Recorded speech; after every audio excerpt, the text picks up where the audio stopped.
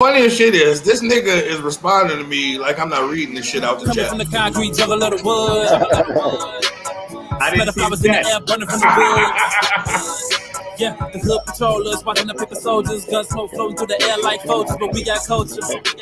Be aware of the leaves and the snakes in the garden, they all vultures, but I'ma fly higher. Can't get close, cause sun coming with the fire. Need no ghost to float in my own rider. Walking to my house, building empires, bro. God got me in my zone, yo. Now it's time to bring it home for sure. Very CNC and all, you know. Gotta skip me, yo, we on.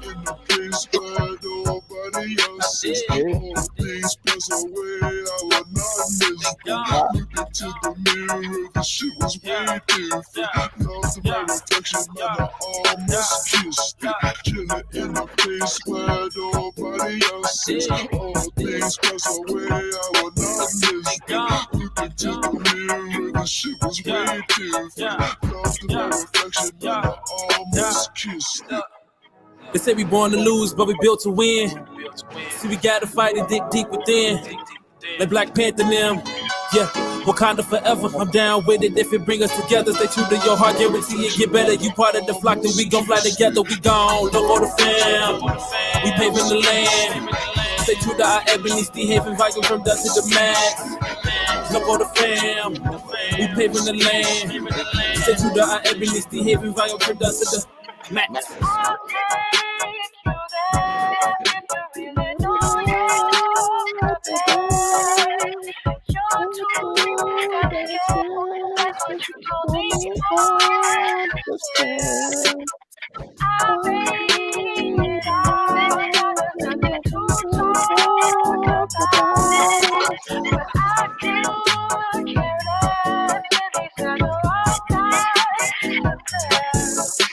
Said I love myself like nobody else. Hey, when I said when you see yourself cutting off, I meant the first time, motherfucker.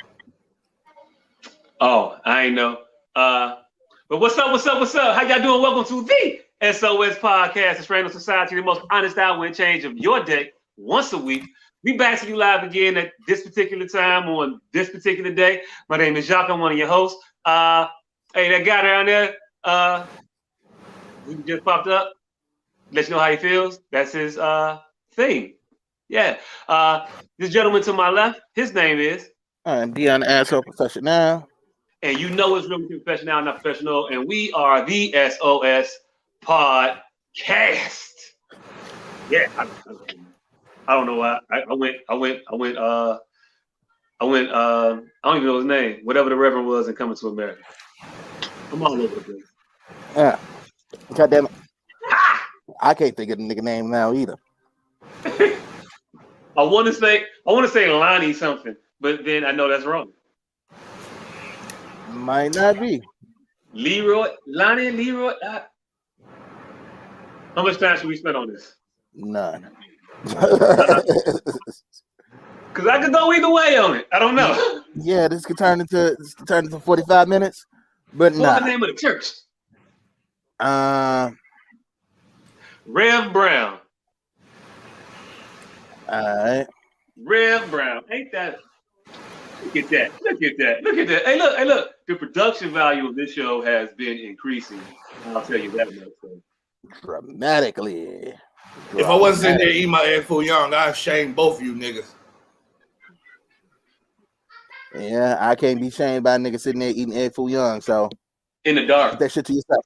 Right. In the dark. It's just some things wrong about eating egg foo young in front of your computer in the dark. Yeah. So keep that shit to yourself. I don't know. But it's something sinister happening. Like you fly to something. Like you take a bite, then you like figure out how to take over the power grid. Take another bite. Yeah, I can shut down the water supply system if I do this. Like, I don't know. It's got the appeal of a layer.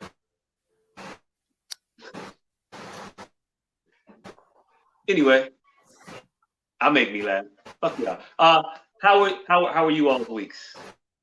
My week was alright. I mean, yeah, it was decent. Hey, look, I need something to happen good in your life. I'm praying for you, my brother. Hey, all right, so, man, I'm about to have a kid-free summer. How about that? How about that for good, nigga? Whoa, wait, summer? Kid-free summer, nigga. Hey, look. That is one of the benefits. Yeah. That is definitely one of the benefits. Yeah. Yeah. Definitely excited about that. What am I about to do with this kid-free summer? Nothing. But I have the option. I have the option of doing things. But the thing that's kind of fucked up is that's one less excuse I have now.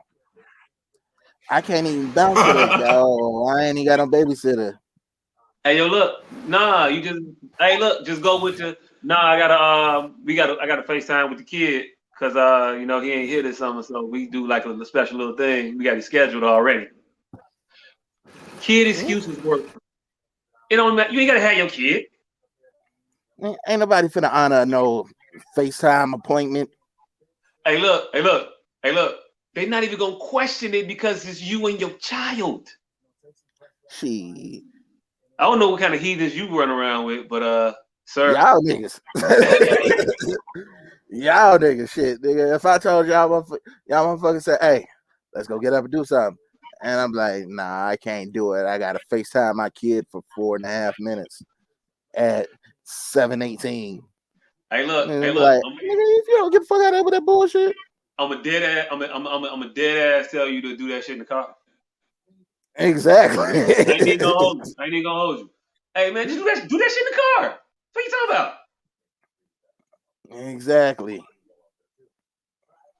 See, but better than me because you better than me because I'm gonna just tell you how to turn around. No, you better turn around.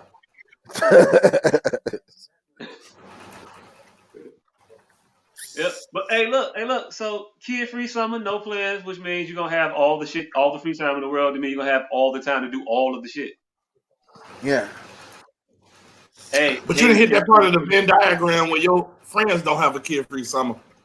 Yeah, that's the thing. Most of my friends do still have kids. Hey, look. I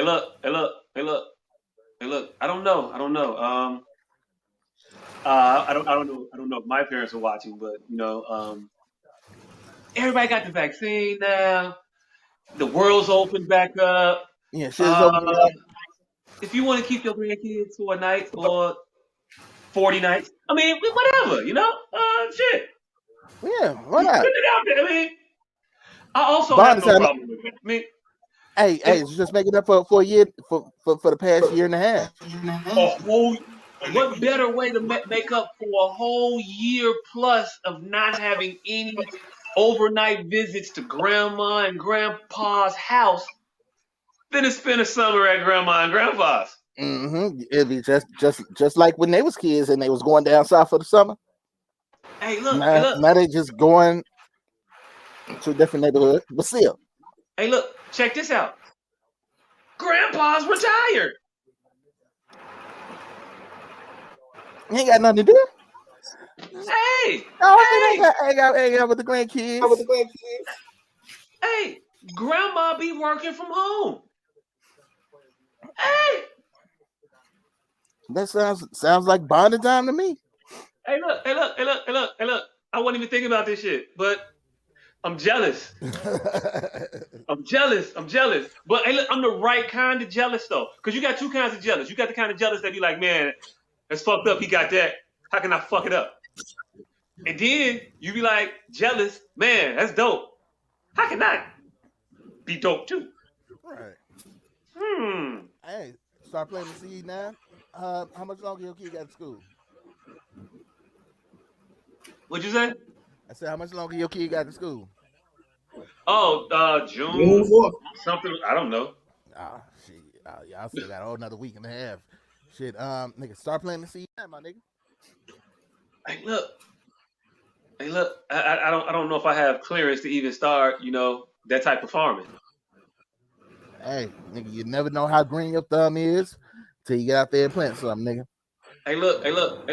Yeah, but then you could just find out how not in charge of shit you actually are by trying to like take the reins and do some shit. Then you realize, oh no, you can't do that. I don't have the authority. Oh no, not me. Oh, I Shit. gotta check with you. Oh, so it's your job to tell me. Okay, I got it. Okay, I know my place now. And Yep, she, yep. but she will also have a kid free summer. Yeah, but it might mean something different to each of us. I don't.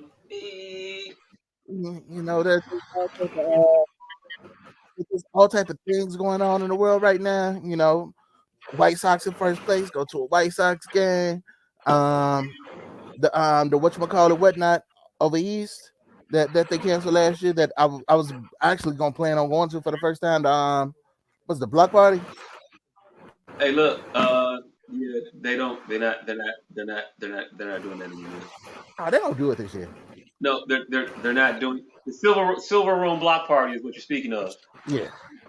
Yeah, I believe that. Hey, look, somebody correct me if I'm wrong, but I believe that was canceled.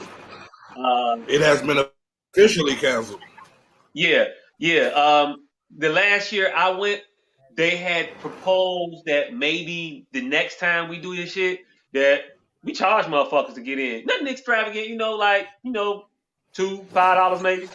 And motherfuckers hit the roof and was like, how dare How you charge a nigga to get on a block? I understand. Hey, look. I would say that, but same way they do the taste. They be having concerts. It's DJs out there. Like, it's a lot of shit on a block. Same way they do the taste. Chicago, nigga. They don't charge you to get into the face. That don't mean it's free. Like, somebody paying for this shit. And the people who's paying for it is kind of like, man, I'm tired of paying for this shit. How about you niggas just chip in like $2? And then niggas hit the roof. Yeah. And then the nigga was like, what? Wait, what? Oh, so y'all don't. You know what? Fuck it. I'm done with this shit. I'm out. I'm done. He got mad. Like, this shit happened in 2019.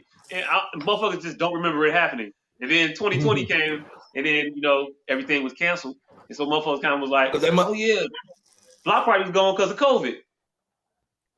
No. Nah. That motherfucker said that shit a long time ago. The motherfucker seen that Chosen Few picnic go from free to $20 to $40 in 2 years. And they like, I want in. I need parts of that. Hey. Yeah. Hey, look. I think I'm thinking about walking through that motherfucker too.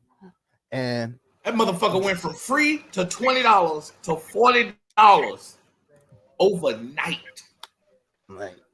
Well, over like a couple nights. Couple years. I give it 2 years.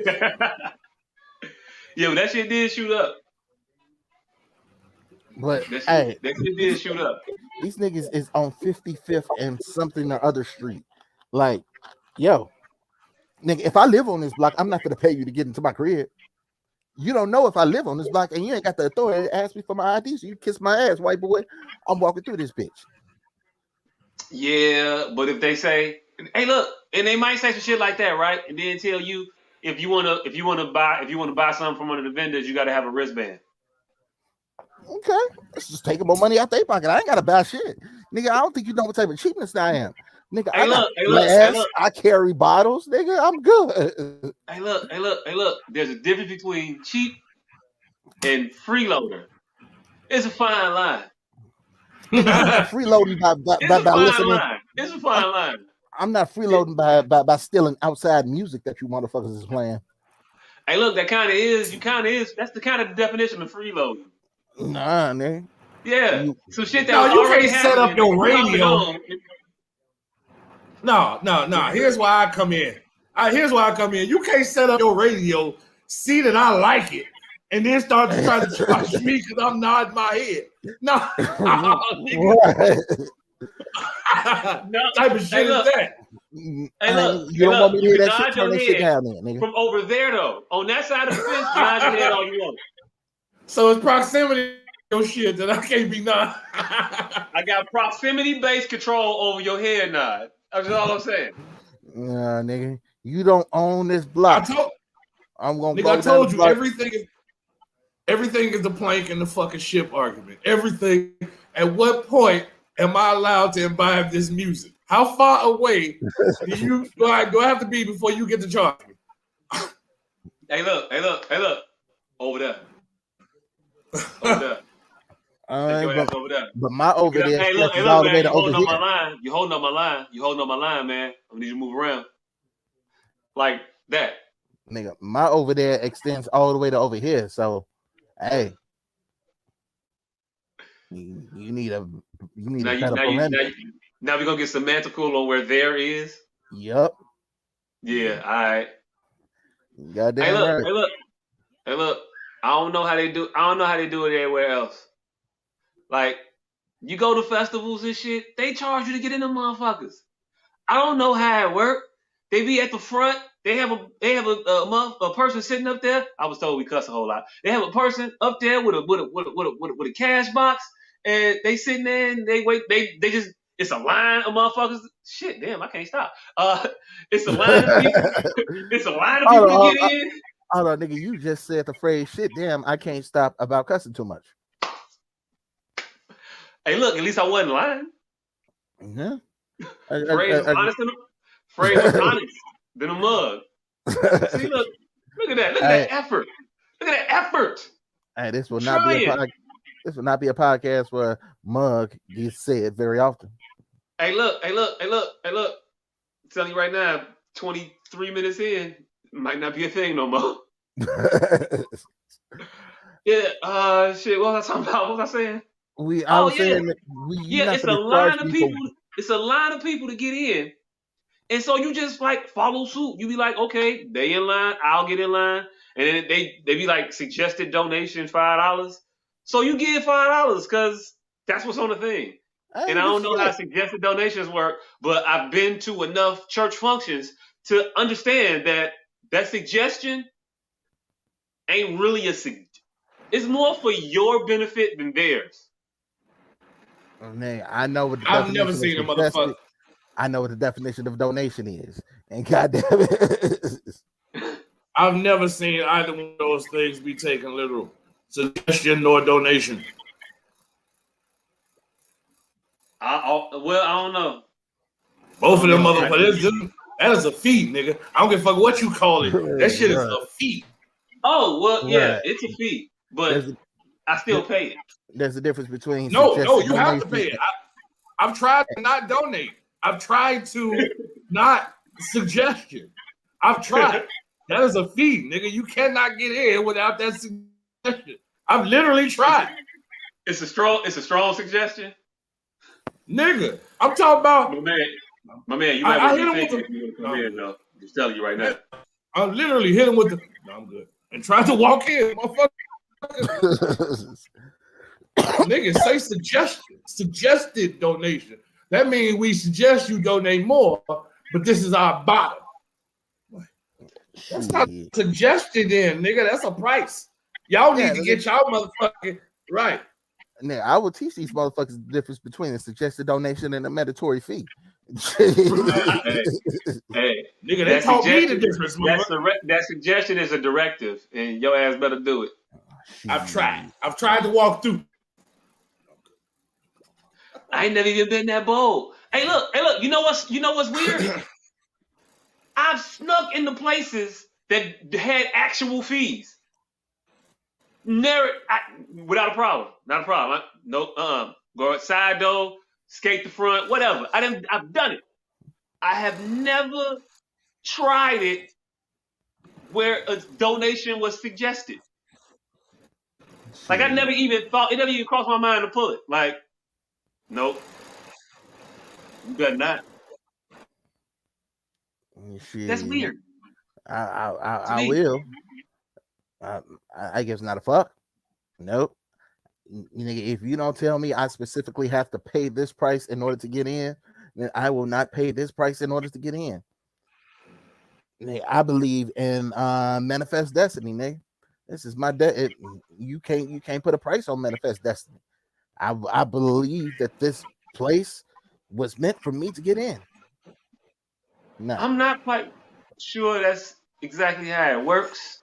I mean I could do it the way that it really works, but I think they would rather me just walk in instead of me bringing 20,000 people with guns. So I think in order to do Manifest, you got to bring 20,000 people with guns. I think that's like the criteria. Like, I could also do that. hey, look, you're gonna have to, because you have to show up there with Malcolm X level control of your organization. Nigga, I will. You going Brother Johnson? Yeah, you going Brother Johnson in this situation? Nigga, like my men are all calm. Those other people behind them, those are not my responsibility. That's yours. I suggest. So now, I suggest that Brother Johnson out. Right. Let me walk down 56 and goddamn Stony Island in peace. Hey, look, I'm just telling you. You try that shit. Over there. It's gonna be a problem. It's just gonna be a problem. I don't suggest you do it. How about that? Suggestion. And I would do it. Like I would be willing to pay a mandatory fee, but I am not willing to. I'm not going to be imprinted upon with this goddamn suggested donation thing. Not happening. If you want to say this is a fee to get in, cool, this is a fee. But if you're talking about suggestion, it's like a tip. Like, you kiss my ass about a tip. Hey, look, you go ahead and hit the motherfuckers. It's about principalities. You go ahead and pull that shit. Principalities. Yep. Hey, look, just call me from the other side. Let me know what's happening. You know what I'm saying? Oh, and that's another good point. How the fuck they gonna kick me out of outside? Hey, look, you outside of this side. I've seen it happen. Outside. Hey, look, I've seen it happen. Your only recourse is to pay the fee, and once you get in, pull your hand out of my pocket. That's it. That's your only recourse. It's to cost them more money than it costs you. Oh, I'm definitely gonna make it cost them money. Hey, look, man. If they try to make me pay a suggested donation, hell yeah. That's not gonna give nobody. This is my first drink in 2 weeks. Hey, look, man. Just pay the $5. Bring your flask in, or if you like me, bring your book bag with your flask in, and have a good time. What's more embarrassing? What's more embarrassing? Having a donation, the suggested donation, or getting to the door and the motherfucker said they had you, or you was on the list and you're not on the list? Hey, look, getting to the door and you not on the list, that ain't good. That ain't good at all. That ain't a good feeling.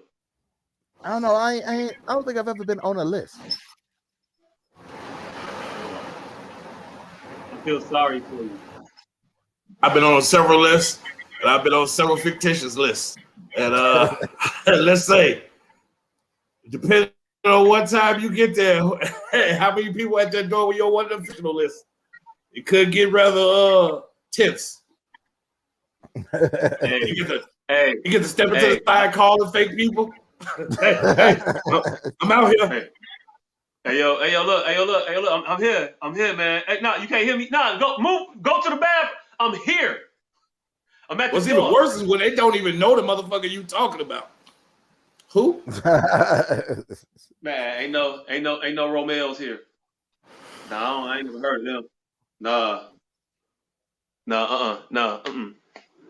Yeah, it's a bad feeling not to be on the list. You calling the motherfucker, you texting the motherfucker, you sitting there like, ain't this some shit? And then it's fucked up because you walked up. You don't walk up to the front bashfully. When it's a line, you're not bashful about to walk up. Here's a very specific scenario that you had to be put on many lists and many fake lists to have encountered this list. You're with a group, the whole list is fake. And none of these are your people. None of these are your people. Nobody's on the list, right? None of these are your people. Now y'all got to pay, and they about to leave one of their peoples outside.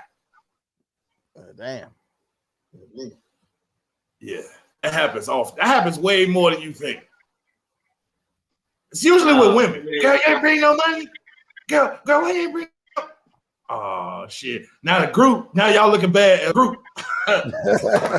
Like it's not really your problem, but you look like a part of this group. Do you step up? Hey, look, no, I'm never stepping up. I'm never stepping up one, but I do have a question though about that whole scenario. So, like, you leave the person outside that didn't have money to get into the club. So, is it safe to say that they ain't got no money to get home? Now who drove? And if she drove, okay, cool, I guess for her. But if like she drove, the other chick drove that's in there, like, do you give her your keys? I don't think anybody's leaving the driver outside. Hey, look, right. So you're not leaving. So you didn't drive. It wouldn't be safe. So do you get the key? Yes. You can ask for the keys. You get the keys. You better hope you came with somebody willing to give you the keys. Hold on, nigga. If I'm not on the list and I'm left outside and they give me the keys to wait, all these motherfuckers walking home. That was my question I was gonna ask. Like, how if you give the person the keys, do you assume they wait on you when you didn't, like, when you left them outside? You have to know. So now that. I would think that person would be offended. Now, how you go in there and comfortably kick it? Right. This motherfucking ticking time bomb outside just sitting there looking at these bitches. Oh my, ooh, like, it's 1:15. They ain't out here. If they ain't out of here in another 10 minutes, I'm leaving. Like, nigga, if a motherfucker leave me outside and give me their keys and go into a party, they gonna hear about their car in the party. These motherfuckers is gonna be sitting there dancing the juvenile, and the DJ is gonna be like, okay, so there is a high-speed chase in reverse down 79th in the Dan Ryan. And a blue Altima. One of you guys drive a blue Altima. Hey, Danny said that's why she drive herself. I mean, my Juju said that's why she drive herself. Hey, speaking of chases, did y'all see this shit on the news? A motherfucker was in a real life Grand Theft Auto situation. Which time? This motherfucker had like 4 warning stars. He had the helicopter after him. He had the police. Motherfucker got away. He got away? Hey, look. Got away. This nigga driving to one of them spray shops? Did the nigga find it? Hey, look. You know how you gotta. My hat is off to the motherfucker. I don't know if he got caught yet, but he got away from the motherfucker. They was like, oh shit, we don't see him. We don't know where he is. But he did it in a very Grand Theft Auto way. Ask me how he did it without going to the spray shop. He got rid of the chopper by going to the airport. Smart. Chopper lost him. The cars couldn't keep up with him, so he dirsed them and was in the underpass and then was over with. Kicker. They was trying to pull him over because he didn't have no plates on the car. Oh, it's a stolen car. No. Why you go stolen? Why you gotta be a thief and not just a highly talented, enthusiastic driver? Nah, that's a stolen car. Hey, look. Say what you want. If I had one of them motherfucking them trail hawks, I may be tempted to take off my license plate and play catch me if you can with them motherfuckers. I'm just saying. Yeah. But yeah, you definitely gonna hear the DJ is gonna start playing music to tell motherfuckers about this wild ass chase that's going down on the expressway, and you gonna know it's your car. You gonna sit there be trying to call me. Hey, yeah, you need to hear about this goddamn high speed. What? I can't hear you. So you gonna make this shit so prolific, everybody in the club gonna get an alert on their phone like a motherfucker, like it's a natural disaster about to occur. Everybody's gonna go beep. Oh shit. You get a notification, it's the gray motherfucking Trisell with eyelashes. I swiped a record 272 cars. And a pink and green tiger striped steering wheel cover. Doing 115 on a Bishop Ford right now. Nigga, you know that personally. Hey, look, I've seen that car a lot. A lot. Y'all haven't seen that car a lot? Nah, they. Okay. All right. Hey, look, I'm not going to put myself out here like that. Have me out here. That's only nah. I said 23 minutes. It might have went to 20. It might have went to like 19 minutes. I really think I forgot after I said it. The moral of the story: if you leave your peoples outside,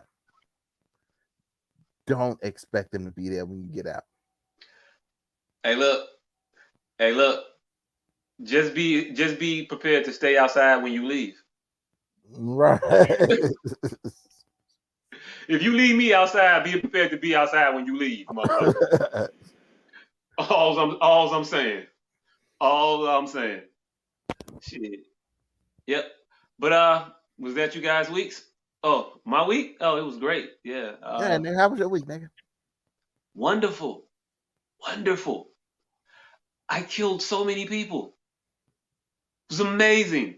I'm becoming a marksman. What the hell are you playing? Onward. It's the shit. Onward? Yes. Is that on the Oculus? Yes. And I want to encourage more people to come on and join us. It's fun. It's riveting. And there's only an occasional, 9-year-old drawing dicks on the screen and shit like that. But it's worth it. I can't tell you how many times I've been in my living room on the floor at 2:00 in the morning trying to snipe someone. I was with it until the 9-year-old drawing dicks. I'm out. Hey, look. You tell them to stop, and then you just keep going because, nobody wants to see that. Nobody wants to see that Giggle Master 893472. Nobody wants to see that. Like, also, why is that your name? Because it's a 9-year-old. Also, I really don't want you on my team anymore. Because you're gonna suck. Yeah, that part too. Children are trash. Children are trash at strategy games. Yeah. Like, you know how many little kids I've cussed out that was on my team in Call of Duty? And this ain't even a strategy game. Hey. I fucked your mom. I had this little motherfucker stab me the other day. Stab me in the back. After he ran out of bullets. And I was trying to escort him to safety amongst the dangers around where we were. You sound like a nigga. See, that's what happened. That's what happened when you start having these little white kids, man. He sounds like a nigga stabbing. Learn the shit out my lesson. Learn the shit out my lesson. Hey, next round, I left that motherfucker there. Nope, fuck away from me. I'm out of here. I'm going on by my That motherfucker died. I ain't trying to revive him. I had a needle. I ain't nah. You gonna bleed out. Black lives not a little fucker. You're gonna bleed out. You're gonna bleed out, Dylan. Hey, you better stop fucking with the little white kids before they hit you with one of them. What the fuck is that shit called? Well, they how the police show up at your motherfucking house? Oh, SWAT. Hey, look. Them motherfuckers don't know me. Hey, they don't have to know you. They will find a way to dox you and then Had a spot at your crib. Hey, look, fuck you, Kyle, and your country, because they never from America. Never. Ever. I don't think I'm in like the wrong server or some shit, because I'm in like the Britain server or something. Everybody I play with got a fucking accent. It's always the wrong ass time where they from. It's always some shit. Nigga, if you sitting there playing at 2:00 in the morning, nigga, that's what. 8, I 9 want in the morning to for them. find fellow enthusiasts like myself. I need other motherfuckers that's up that got 2 kids and a wife, and the only time they can really be free is when everybody in the house sleep, and they can, do the shit they want to do. How American of you? This nigga said the wrong time. How American of you? Hey, look, Nigga, Nigga, they take time wrong. That's not even Yeah, just your time American. is wrong, That's man. regional. That's your regional. time is wrong. I want to hear shit about breakfast. Niggas, you in the future? It's Oh, tomorrow yeah. where I'm at. Hey, look. So that's arrogant of them, isn't it? To them to say it's tomorrow where they're at. Hey, look, I don't know. I immediately got defensive. I did. I got defensive. I was defensive. I was triggered a little bit. I mean, the motherfucker stabbed me, fam. So I don't know why you trying to defend him and all that. I'm just saying. You might have just I'm made just saying. Who side you on? And if a motherfucker end up stabbing you in a shoot game, I'm typically on their side. Hey, look, fuck that. Fuck that. Because it don't count as a real kill. Shit. I would like to. You don't think I want to stab a motherfucker? And you know how often I run around with the knife on Call of Duty? Nigga, that counts as more than a real kill. Nigga, that's a real kill. Yeah, all right. Hey, look. Anyway, go download Onward, and I need members to my squad. So hit me up, Mr. 8180. Yeah, I don't know why that felt like a video dating profile video. Lowered expectations. And he's like, hey, It definitely download felt like Onward. that. Swipe right for me. Swipe right on this. Hey, Mad TV was a lot funnier than we harken back to. Yeah, they had skits. Well, you know what? Yeah, you're right. Maybe it might be a lot more funnier than the credit they get. Hey, look. He looking like a man. Look what I can do. Hey, that stupid nigga. Fam, they spawn some jewels. Nah, nigga, that gets a lot less funny once you have kids. No, it's still funny. Because you a good parent and you like tend to your kids' needs. I ignore the shit out of my children.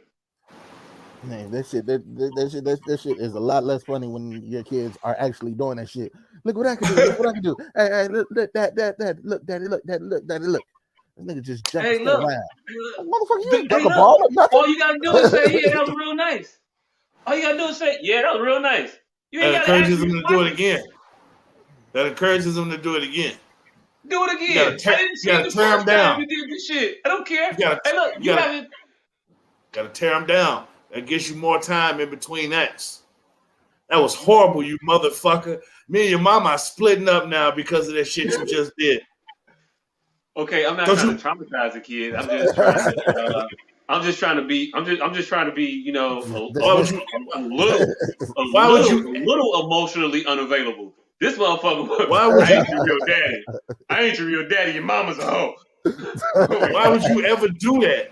I was just about to buy you a pony before you came in here and did that. Why would you do that of all things? Hey, look. They're going to go back to the drawing board. They're not going to do that or anything similar to that for quite some time. They won't do that, but they will start writing in that journal, and it's gonna cost you in the long run in psychiatry. Day one. This is where my hate for my father began. Like, damn, nigga, you got real studious real quick. Went from look what I could do to fucking Shakespeare. And this is where my malcontent for my parental units has begun. The big one has destroyed my ego. I can't fathom the day while I ever will trust him again. I will sit here. I will plot. I will plan. My tumultuous return shall be triumphant. And he will indeed look at what I can do.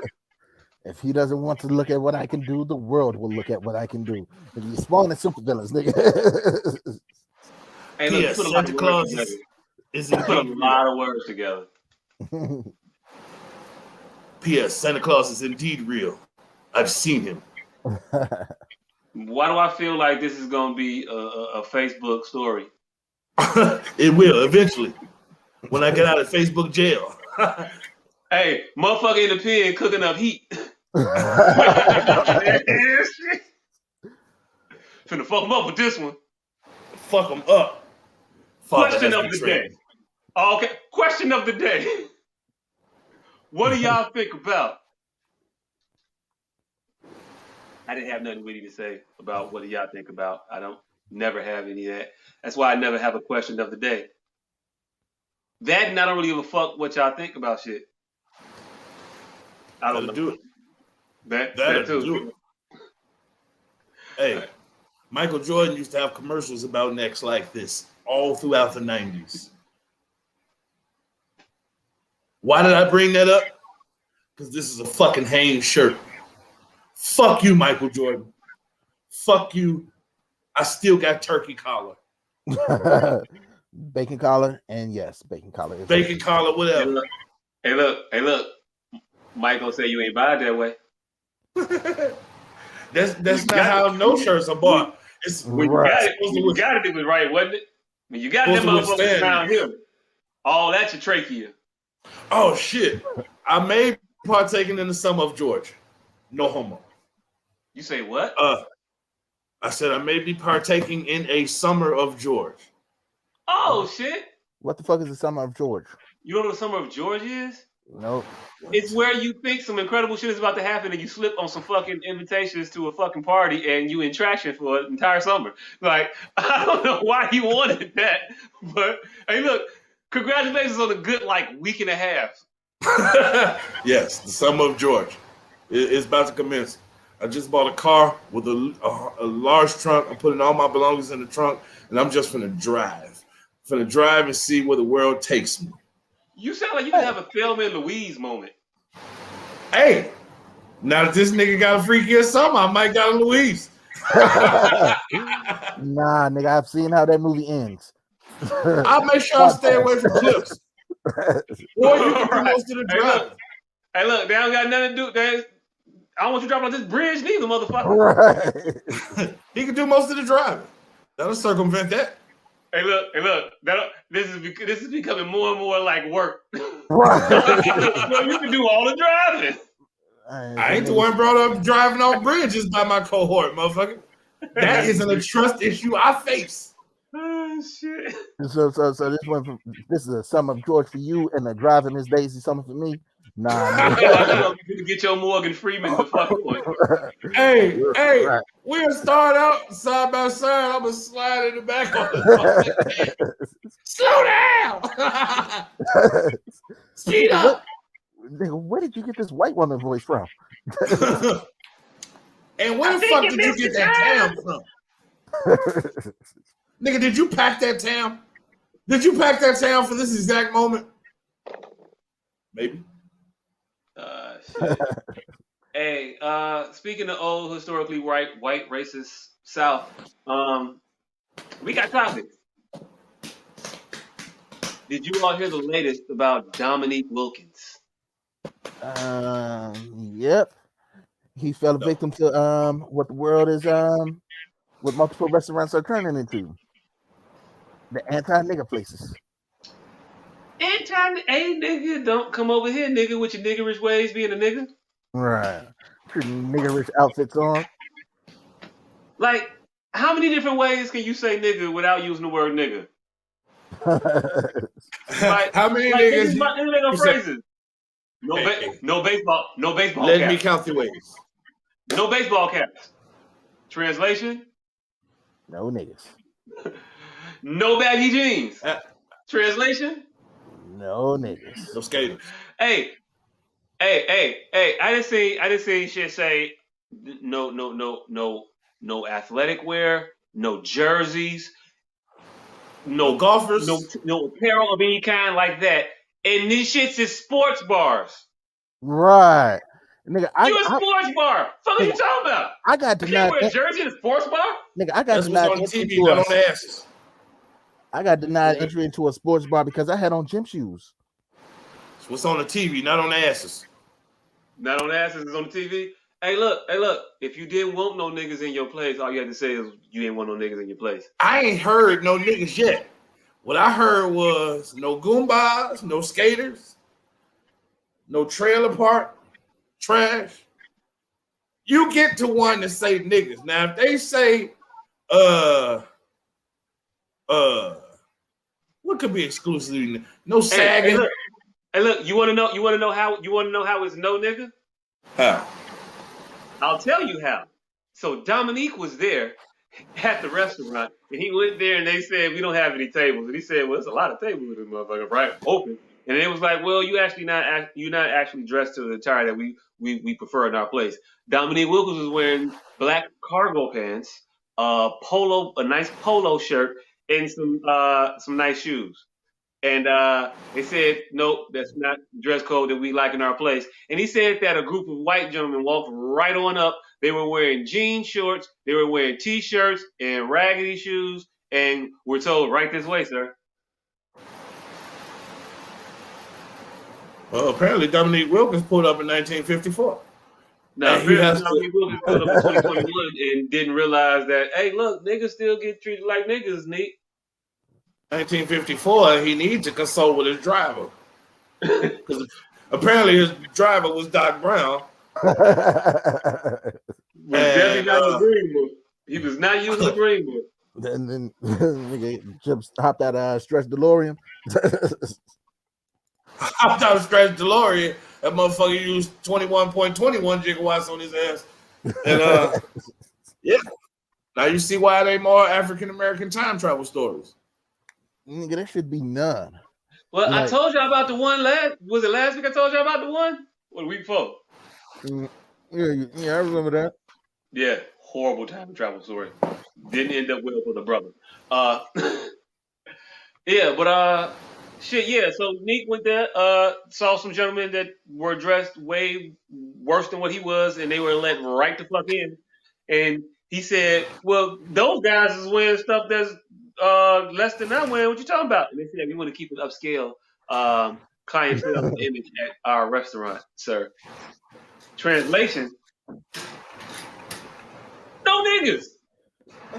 How do you deny Dominque Wilkins in Atlanta? Hey, Dominque Wilkins made Atlanta. Look. One would beg the question: how does one not know Dominque Wilkins of Dominque Wilkins fame, right?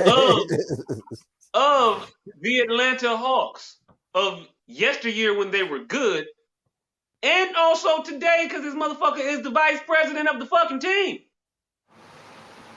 What a president! I don't know. I think he might be the vice president though. Either way, I don't want to sell a brother short. Yeah, but the nigga has rank because nigga Atlanta. I don't think Atlanta existed before Dominque Wilkins got drafted. Hey look. Atlanta is relatively new. What Hank Aaron play?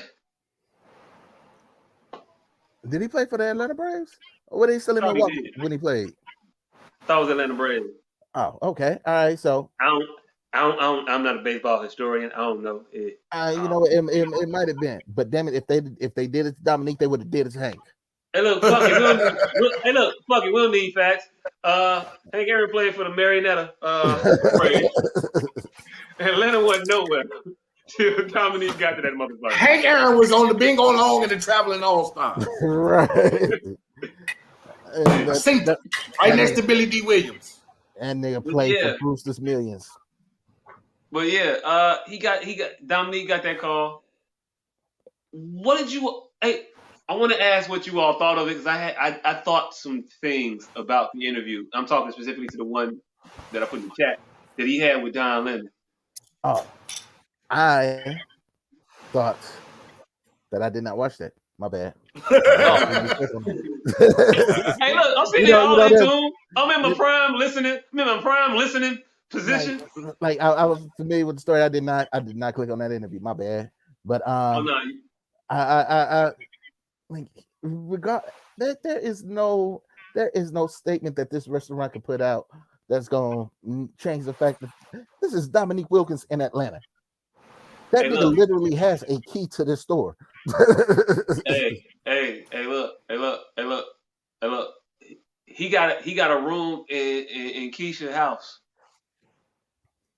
Not on no disrespectful shit, but because he Dominique and he needs access to the Marriott Mansion from time to time when he's driving around and he get tired, he pull over and he play stay. Right. That nigga can literally stop his car anywhere, not pull out his key, open up a door, and have a bedroom in every house in that city. I think there's a law. Hey, look, he got a special. He got a. Hey, yo, Neek, it's Neek. Right. It's Neek. It's Neek. Hey, he's open people's doors up. It's Neek. I'm here. I ain't asking. I'm just coming in. Would it be okay if the owners came out and say, "Well, look, he was too goddamn dark. I seen what you niggas did at your own restaurant, and we got a Pooh Shiesty set coming around 4:45, and I didn't want him to get up and start twerking."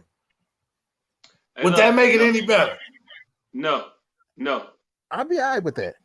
No. If he just So what you telling me is, what you telling me is the only niggas you allow in your place is the ones that you got singing and dancing. Okay. No, he looked like he was about to get up and start singing and dancing. So that's why we didn't let his ass in. We knew we was finna play a Pooh Shiesty set around. Exactly. We seen the video of how y'all did in y'all restaurant. And we know we was finna play a Pooh Shiesty set from 4:45 to 5 o'clock. We just couldn't risk it. I'm sorry. It wasn't him. All you had to say was there'll be a 15-minute wait. Right. That's all. That nigga walking in about 5:07. It's all good. If that's all it was, my man, you could have said something. Hey, let me run to the CVS right here. Right. Let me go check on Auntie down the street. I'm gonna go grab me some blunts right quick. I'll be right back. Don't even worry about it. Right back. Hey, look, I could burn 15 minutes. Literally. Literally. I could burn 15 minutes. Ain't nothing. I'm gonna come in here with an appetite. Like, it should be a time. If that was the policy, then let me know, and we cool. But that ain't the policy of this motherfucker. And they told me get the fuck on when we fit in. My issue, and you was gonna pull up the interview, but you ain't gotta play it. Yeah, play it, because 2/3 of this place didn't see it. What started happening in the interview, which I found weird, was like these motherfuckers was like, y'all fucked up, y'all racist and shit, but it's cool. Don't do that shit next time. Oh, don't do that shit next time? The entire conversation started to sound like, hey, yo, look, don't do that shit next time. Hey, yo, look, all right, cool, but don't do that shit next time. Like, I mean, Jesus, turn the other cheek. We've been saying that for quite some time. Ain't either one of these motherfuckers Jesus. I don't recall Jesus with no windmill, and I don't recall Jesus, shacking up with a white man. I don't know. You don't think Jesus can do a windmill? You know what? I don't think so either. Jesus was probably like 5'3". Wait a minute, Don Lemon gay?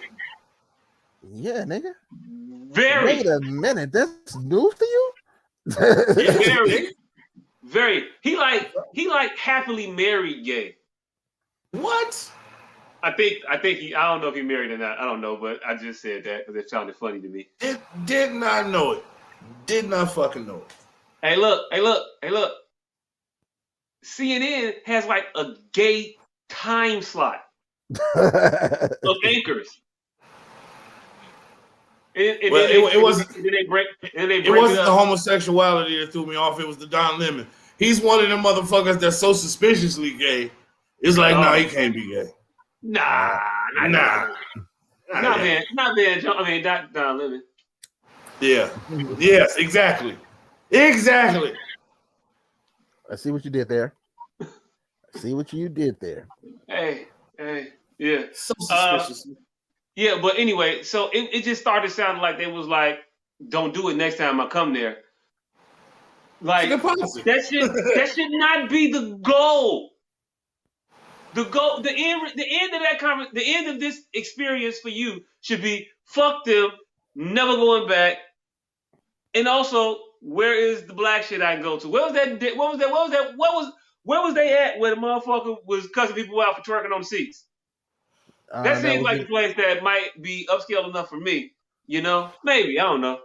Nah, the moral of the ending of that story should have been, y'all better not do that at your next restaurant somewhere in Nashville because we're gonna burn this one down. So this was over. Damn.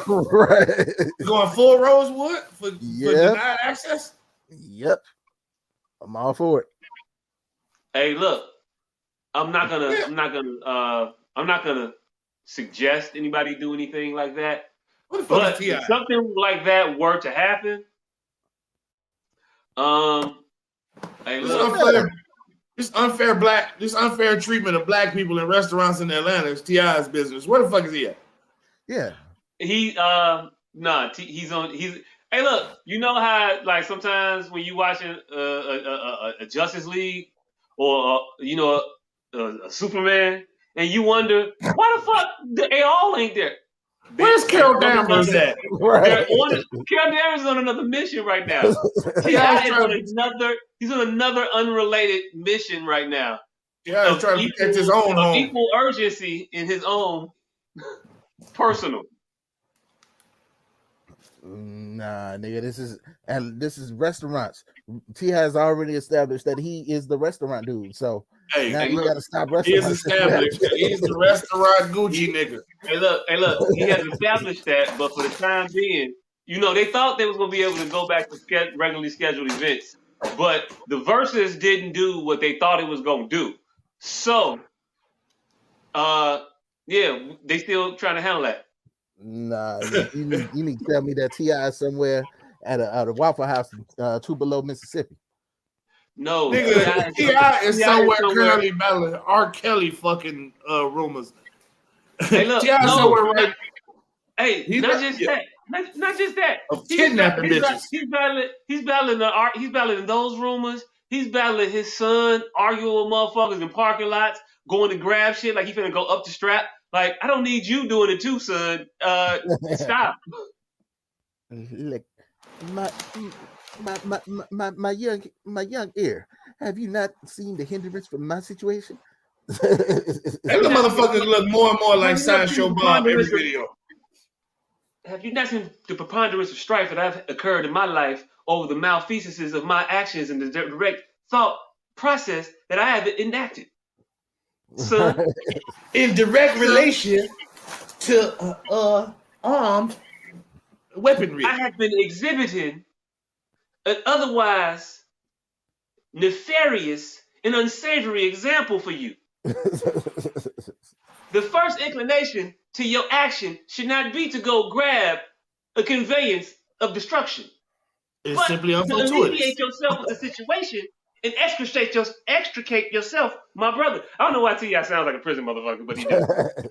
Because that nigga's a prison motherfucker. Because that motherfucker's a prison motherfucker. But this nigga has started writing songs. Have y'all heard the songs about him not kidnapping bitches? I have not heard the songs. He got a song? He got a I did not R. Kelly that bitch. And he went as so far as to taunt her and say the bitches that we done did are doing well. What? Hey, wait, what? He said in the verse, bitch, you blew it. The bitches that we banned, we didn't have to kidnap. They were willing and they're doing well now. He basically said him and Tiny be buying pussy. Hey, look, I'm not mad at that. And hey, okay. Hey, but you can't make a song. You can't make I ain't kidnapping bitch a song. Hey, look. Only way you can make an I Ain't Kidnapped Bitches song is if you ain't kidnapped no bitches. R. Kelly made a 19-minute I Didn't Kidnap Bitches song. But no, he was kidnapping bitches, though. That's why he shouldn't have did it. And no, he just said it can't be done. I'm telling you, no, I didn't say it can't be done. It could definitely be done. Maybe I have to rephrase it. It shouldn't be done. It shouldn't be done. If you actually kidnapping bitches, you shouldn't be making a kidnapping bitch. I ain't kidnapped.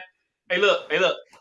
If you OJ and you killed the bitch, you don't write a book saying if I would have killed the bitch, this how I would have did. So I'm just saying you don't do any of that unless you absolutely know they can't catch me for shit.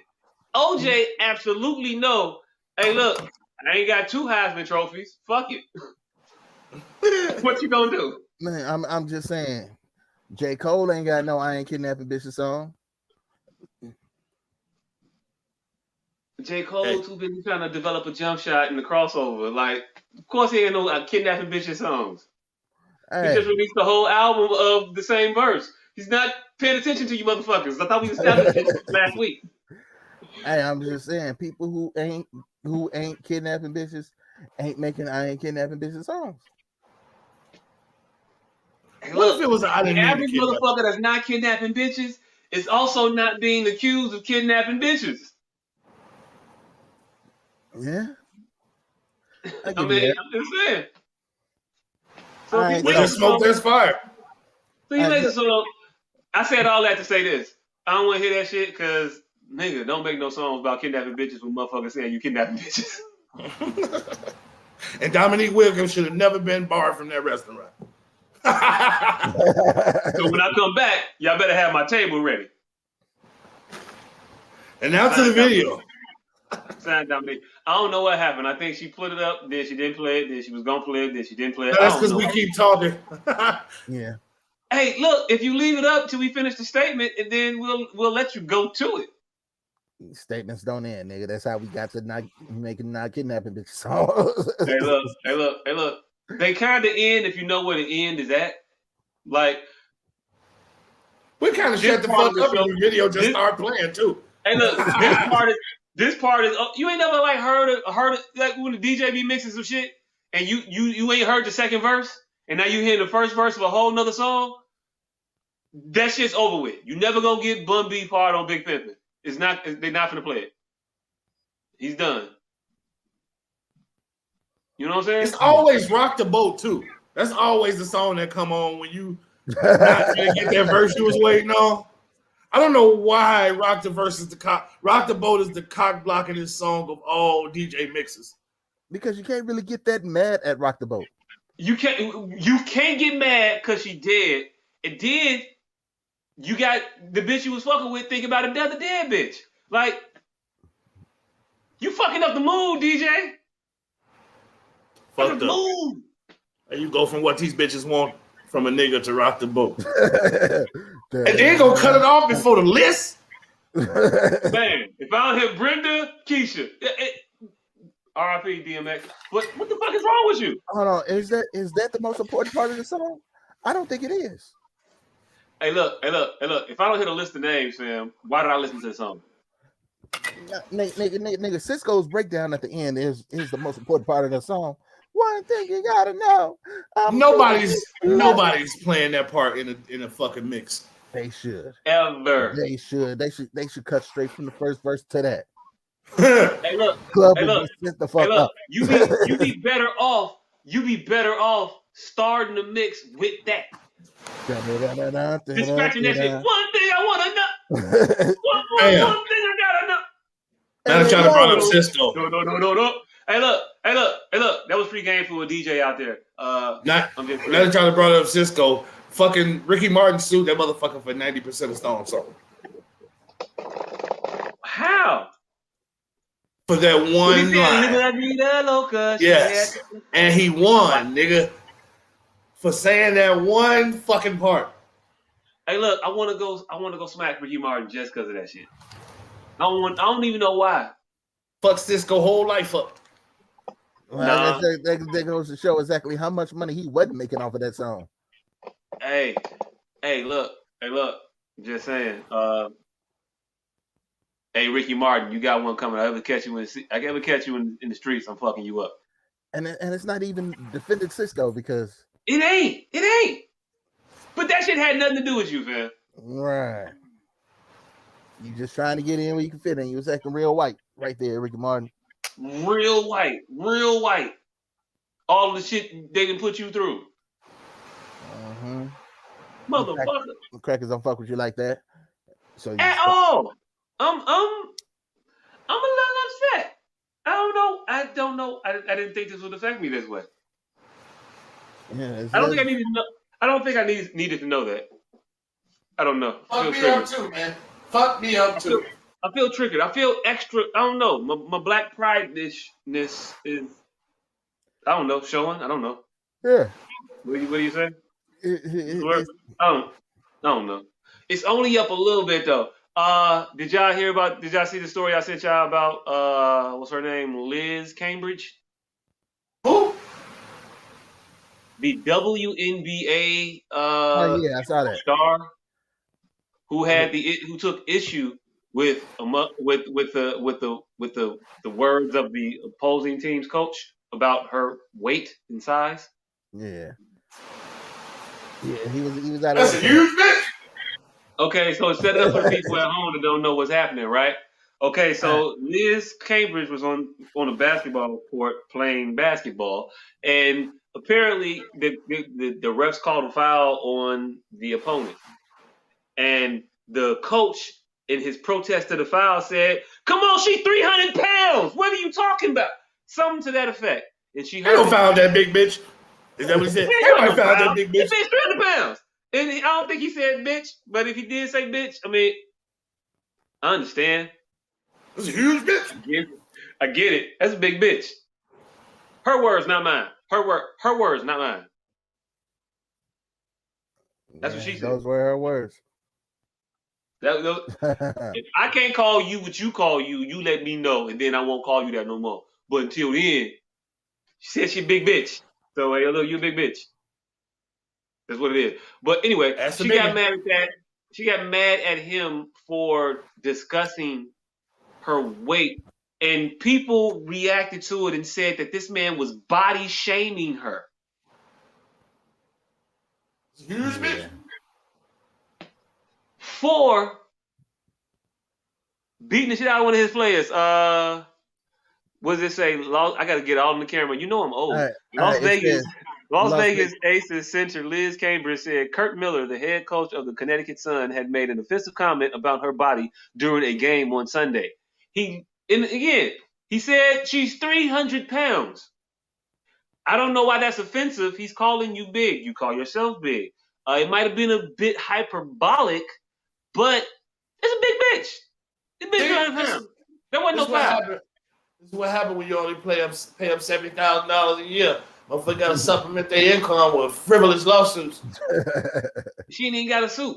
But I do wonder though, why do you have a problem with what he said? Why do I have a problem with what he said? Yeah, you said you got a problem with that shit. Yeah, because nigga, she good. Nigga, if your players can't stop her, then goddamn it, you need to man up and get some better. You need to try to find you a couple big bitches on your team, nigga. Don't complain about her. I think he was complaining about the foul.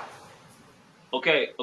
So when Shaquille O'Neal was posting the shit out of Sean Bradley, or one of the various other bullshit ass, bogus, dumbass centers that the team that's currently on your fucking hat trotted out there against the Lakers. You ain't say when the motherfuckers was getting in foul trouble because Shaq was back to the basket destroying these motherfuckers. That wasn't no foul. That motherfucker big as hell. That shit hurt. Nah, man. You ain't never say that? Nope. Okay. Because when Shaq was really doing that to us, nigga, our team was trash. So we didn't have a chance to win it. So I wouldn't. So you didn't care. You didn't care. It wasn't. Okay. Hey, that was his pause to say. I missed where he supposed to say pause. I missed where the pause was. But I already said Shaq was doing that to us. Oh yeah, Pause. Definite pause. Definite My pause. You bad. fucked that up. You Oh. fucked that up. My bad. Pause. But yeah, I mean, you can't use that as an excuse for why you get your ass whooped. You get your ass whooped because you get your ass whooped. Now, I don't feel that he should have been suspended for that shit. Okay. I thought you was okay with the suspension. Nah. And all of the like. I really thought you were. Nah. I thought that you were, but I see that you're not. Okay. No, that makes sense. The suspension was going too far, but I mean, huge bitch. So let me ask you a question because I really want to define where you at. So you don't have a problem what he was saying in the context of basketball or in the context of political correctness or things you shouldn't say about another person. Just so I'm clear. I ain't like that he was whining like a little bitch because he was getting his ass whooped. Okay. All right. Cool. I just want to make sure that's where you was at. Yeah. That's what's up. Because that's a different stance. And I can respect that one. Don't bitch about it. Be about it. If your players ain't out here performing, you go to the locker room. You do your actual coaching. You come up with a strategy to stop this 6'8", I think 235 pound. Hey, look, I done seen some other pictures too, and that's a huge bitch. Hey, look, I wasn't gonna say that. I mean, yeah, she huge, but hey, when she takes off the jersey, you know, puts a little huge bitch. Puts a little, you know, pizzazz on the hair there. It's a little different. I saw some little differentness. None of these pictures. None of these pictures you pulling up, by the way, are the difference-ness. That other one you just clicked on and just tried to gloss past, though, was still a huge bitch. Hey, look, we know she's huge. You keep saying the same thing. We get it. She's huge. I'm a huge bitch. So you saying? I'm not the litmus. I'm not the litmus. No?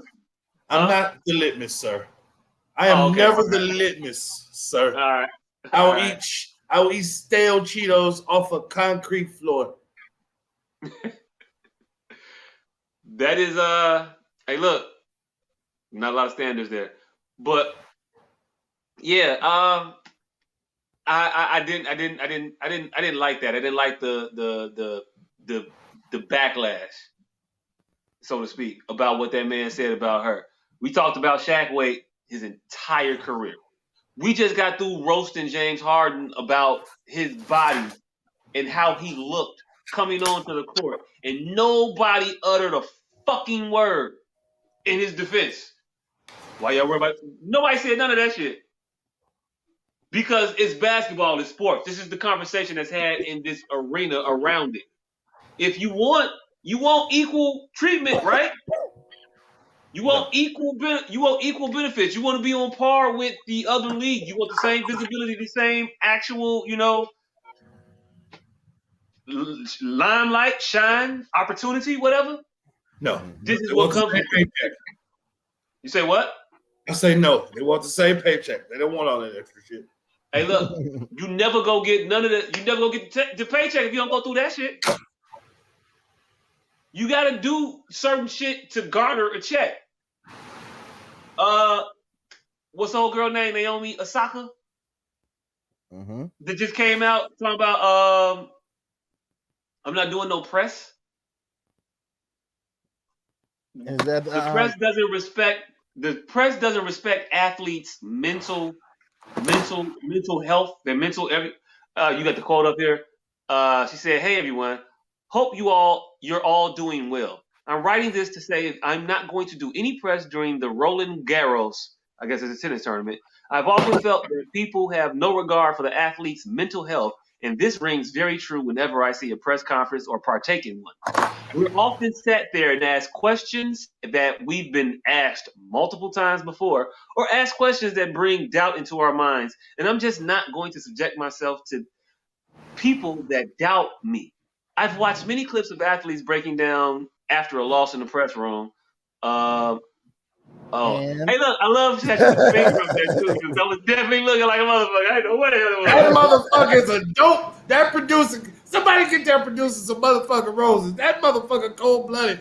I don't know how. Look, I was gonna say it, but I didn't want to interrupt. I'm like, how the fuck she get this shit up so fast? She didn't know we was about to talk about this shit. Cold blooded. Then she knew her goddamn husband was retarded and was gonna lose his place and had the finger up before he lost his goddamn. Soon as that screen moved, it was over. Where I'm at. Hey, my dumb ass. I'm looking where I left off. That nigga is I'm in the position where the screen. I'm there still. Like I don't go up. I'm right where I was at. Like where the fuck is the part at? Like, but no, that's where I would normally be. She had the hand right there. That's what's up. I gotta call that motherfucker. Her new nickname is Eric Spoelstra. Hey, out here coaching. Okay, but anyway, this is finished. Subject myself to people that doubt me. I've watched many clips of athletes breaking down after a loss in the press room, and I know you have as well. I believe that whole situation is kicking a person while they're down, and I don't understand the reasoning behind it. Me not doing press is nothing personal to the tournament, and a couple of journalists have interviewed me since I was young, so I have a friendly relationship with most of them. However, if the organizations that when you move. However, if the organizations think they can just keep.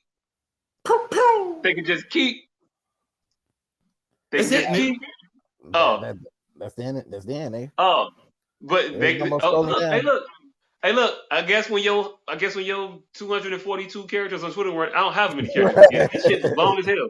But when that shit ends, it just ends. Huh? Go see the next Instagram post and another thing. Like I was saying. Yeah, but again, she said all that shit. Talk about how the athletes have it all bad and that's the game. That's what you do. You do this as an app. You do the sport. You talk about what you did during the sport. If you lose, we ask you questions about you losing. It's not kicking you while you're down. It's discussing the shit that just happened. Shouldn't have motherfucking lost. You act like motherfuckers out here laughing at you after you got your ass whooped. Hey, yo, Saga. So when you were swinging and you missed, what the fuck was you thinking? Like, these not the questions you get in the press conference post game. All right, nigga. You just said a little Asian tennis player. Yeah. Well, Asian, black, you know. Oh, all right. Well, look, she get a pass. She young. She's still trying to figure this shit out. But it's not even about her. We was talking about Liz Cambridge and the WNBA and the shit that came. This is just a related fodder to the overall point. Motherfuckers is way too soft for the shit that they want to do. If you want to be a professional athlete, it's professional. There's interviews that come with that. Amateur athletes don't got a lot of cameras. If the love of the game is what you have to go play tennis on the fucking pickup court somewhere for free, nobody gonna ever ask you about that shit. I don't give a fuck what you do. Nobody gonna come interviewing the playground legend tennis player. Ask PB Kirkland how many interviews he got. 10,000. Bad example. Nah. He was a neighborhood basketball player, but he was a professional drug dealer. The next one was about to be Earl Manigault. Bad example. Thousands. All right. This nigga get no money from basketball or them interviews that they did from basketball. Here's the example you're looking for. Faggot ass Chauncey got his ass whooped by Kane at the party. He got talked shit about a nigga in his crib the night after. What did he do? Call the police. Mail the envelope to the police of that nigga shooting somebody. That is pressure. That is how you're not supposed to take a loss.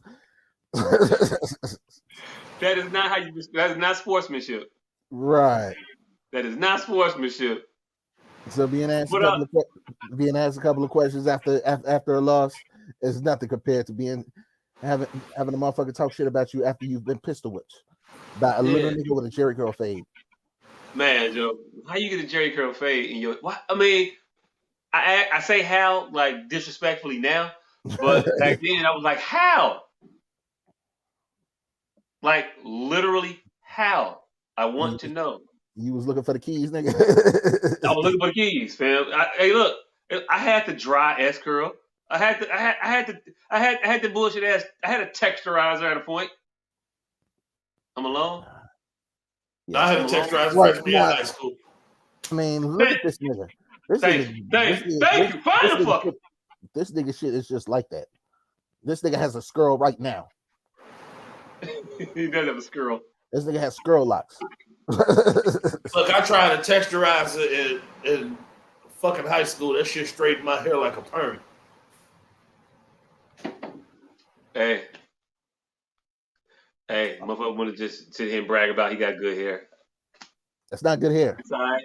Your shit won't lock up though. Your shit won't lock up though. Still won't.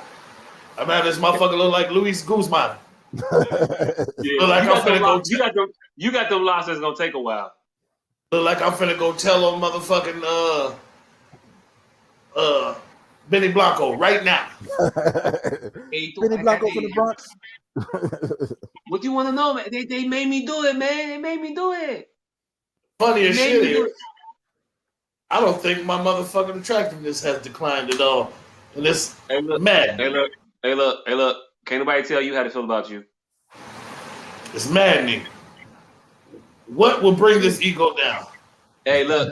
If you look in the mirror and be like, "That's a bad bitch," I look in the mirror and I say, "This person look like they actively stinks." And then I go out and I'm hounded. Every single day of my life. Downright accosted. The cat calls must stop, ladies. You are a person with feelings and emotions. Hashtag and they talk about cat. Hold on. Look, I need to turn my goddamn camera on for this shit. And they be talking about cat calls. The amount of times motherfuckers have walked right up to me and juggled my balls, I can't count. Strange women will walk up to you and aggressively grab your testicles. Aggressively. Can't say shit about it. Can't do nothing. Y'all talking about whistling. You just sit there and get violated. You just violated. Y'all be talking about whistling like y'all don't know what y'all be doing. If y'all really want to be real with the aggression. Right. I mean, mouth. Hashtag. I'm just saying. For every story a girl will tell me about the excuse me nigga going past. Oh, I definitely got an equal story about the brush by just grab your shit, bitch, and look you dead in your eye while they do it. Oh, and don't let her hands be small and she don't get both your balls in one cup. Like the other one just kind of sit on these fingers. She gonna scoot them over in her hand. Like, so it's gonna be an initial cup and a surprise look at your balls. Adjustment. Yeah, it's a surprise look at your balls that big, and she gonna pull them closer. Like, y'all get down. Get out. Hard. So, hey, look, this equality shit that y'all talking about, I'm just trying to figure it out. Because when a motherfucker try to give you equal, you don't want equal. When a motherfucker try to give you preferential, you don't want preferential. You don't want a nigga to open the door nor let the door close in your face. And that's weird to me. What the fuck am I supposed to do? Grab him by the pussy. I don't want to do that though, because then your hand might be smelling like something that you don't want to smell like. Hashtag he too. Hashtag he too. Hashtag him he too. Damn it. Fuck the bullet. Hey, look, know what? Fuck that. Nah. Hashtag me too. Me too. Taking y'all shit over. I might make a Facebook post tonight, recanting one of my stories at the Buddha Lounge, getting groped, and just say me too. Hashtag me too. Me too. First of all, I was quiet because I didn't hear the M in what y'all was saying. I was like, oh, too soon. No, not me too, man. Hashtag us too, motherfucker. Nah. Hashtag me too. Hashtag the takeover. Damn it. Hashtag us too. Hashtag us as well. We don't want none of y'all. Hey, yo, look. Hey, yo, look. Hey, yo, look. Grammatically Hey, yo, look. speaking. Yeah, we don't want none of y'all. What Jay say? What Jay? I got it from here, yay. Damn. The name is mine. The game is intact. Don't worry. I'll take Hey, that. don't worry. The game is intact. We still gonna get these. We still gonna get these predators out of here. But the name is mine. I take blame for that. And this nigga just stepped off the boat so he could walk on water. How could you falter? It look like it say USA. Nigga, It look like it say USA swell. So I don't know. We gonna have to get back to the drawing board on this. Yeah. Hey, it's too close to Juneteenth for that. We gonna come with some shit. Figure it out. Yeah. Nigga, that look like we praying for a typhoon in Florida. We go. Hey, look. Do hashtags got think tanks? They got to. Men matter. No homo. Men matter. Pause. I don't know. That sounded a little. That sounded like a dating site. So come on, it's a competition for E2 Harmony or some shit. But yeah, equality. It's just weird how you want equality. Girls just leave me alone. No, I mean just leave me alone. No. Ours can't have other words. The words can't make other words. Because men is stupid. Girl, just meal one. Just leave meal one. Wait, actually, that might work. Just leave meal one. We gonna work on meal one. Then y'all can leave us the fuck alone. Meal one, then leave us the fuck alone. Right. Hey, look. Leave meal one. Hey, look. Meal one, sex two. It's a list. Nope, now you're venturing more towards asking to get your balls juggled. Nah. Hey, look. See, why you got a victim shame? See, you send a mixed message. It's my fault. I'm gonna get my ball juggled because I asked you too much. Do you or do you not want your balls jiggled? I just want to be loved and appreciated in my own love language. That's what we at as a society. Just because I put my balls out front don't mean I want them juggled. But when I want them juggled, I will put them out front. Exactly. Hey, look. I don't know if we can snap like that though. That sounds. I don't want to snap like that. I don't want to take anything. Like some said, we could be just, Can you pause the snap? Hey, no, look, we borrowing right now. Don't juggle my balls. See, that sends the wrong message too, because there are times where you do want your balls juggled. Hey, look. Love me and leave me alone, but know the difference in that. Am I just as confused as they are? Yeah, we gotta start questioning them like Kevin Samuels before. Like, all right, on a scale of 1 to 10, how would you rate yourself? Can't say 7. Hey, look, sir. Hey, look, this why that shit would never work for men. Cause the nigga go get on there and tell you, yeah, I'm a 6, 5.5, probably, maybe. You know what I'm saying? Yeah, I'm good. Yeah, no, I got a regular job. I don't need that bitch. I just need a bitch that's gonna fuck me and cook me a meal. One. Yes. Meal one. That's it. We're not gonna come with a list. She need to have 6 figures. The man list don't be like, hey, yo, look, I need 36, 24, 36. Her pussy gotta be 3.5 centimeters fat. Like, you ain't never heard a dude say that. I need her to be at least a 36 D cup. You ain't never heard a man saying that. Never. And on top of saying that, yeah, and she gotta have a job where, she be at home enough, but gone adequately, and she got to make like 115 grand. Yeah, and she can't have no kids. That's the truth, though. And I gotta like her daddy, or her daddy got to be dead. One of the things, because our mama, you gotta like her mama, or her mama gotta be dead. Y'all see a lot of shit. Y'all put a lot of shit on it, up to and including the murder of one of our parents. Right, so nigga got to damn near be Batman. Damn near Batman and halfway there, like a mother. Even Batman had a problem. Where you going? Where you always wanted us to? In the middle of the night. Right. Bitch, I'm saving the city. You are saving these bitches, huh? So that's what I heard. You out here saving these bitches. Well, I think we all can agree. I heard about your little friend that was at the jewelry store stealing stuff. Yeah, the little cat woman. Yeah, I bet you couldn't wait to go over there and apprehend her, huh? I think we can all agree that Batman bitches wasn't asking nearly enough questions. No, not nearly. No. It was better for the joke the other way. No. Batman bitches asked all the right questions. Bruce Wayne's bitches.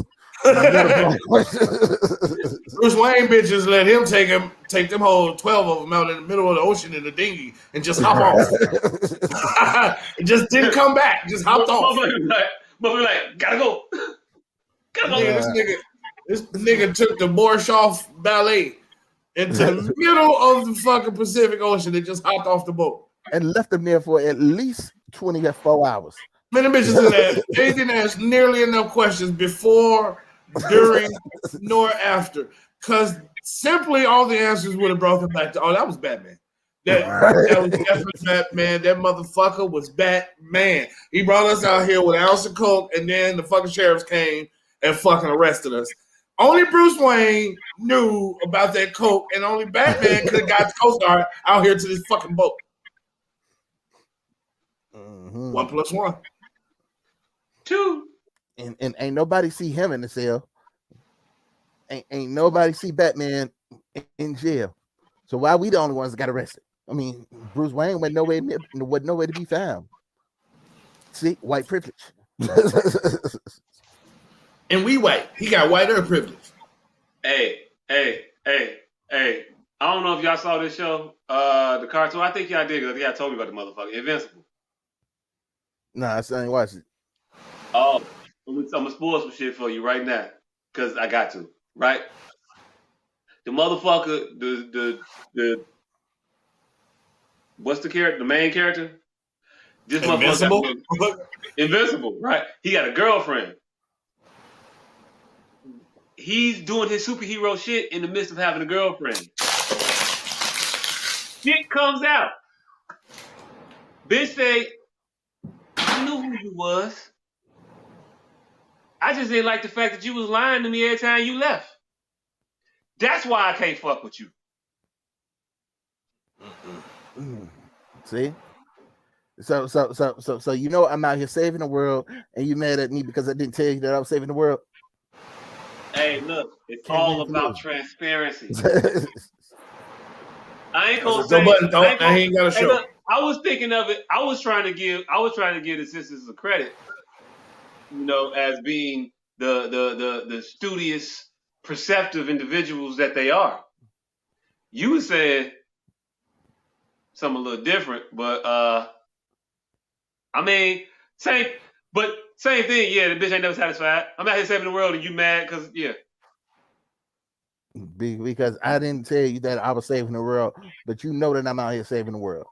Yeah. Also, I think I started that, but I'm trying to get that heat up off of me because I got the only room for one chauvinist here.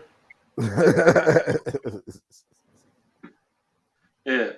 But that was that. What else we talking about today? I don't know what the fuck else we had on the docket for the night.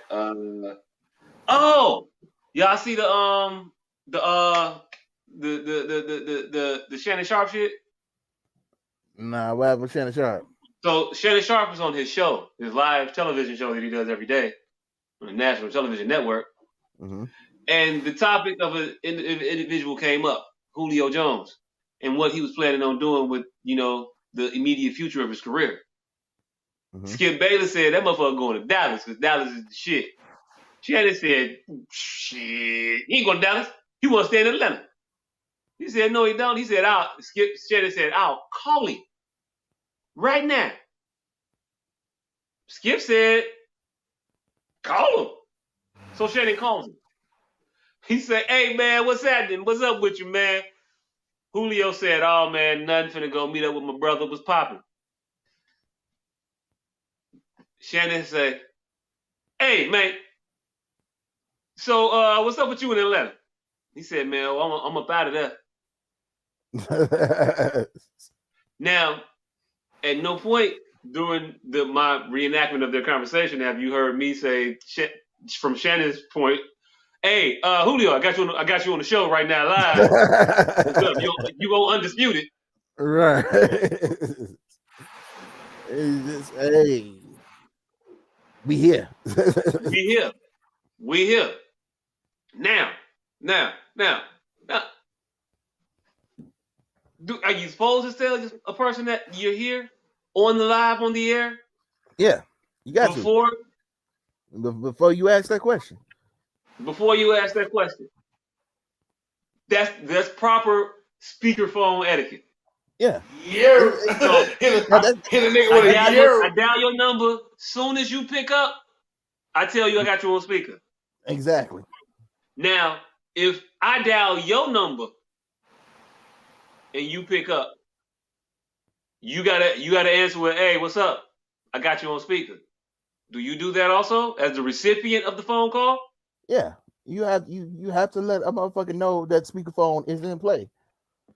Okay. Because you never know what the fuck is coming up out of nigga mouth. At all. Oh, I think we finna hit an actual clip. Go ahead and play it. All right. We call? Okay, we are calling. We're calling. You watching, Julio? I really hope he answers here. Yeah. Julio, have the guts to pick up the phone. Why they think Julio watching them? All right. Julio. Hold on. Let me put the charger.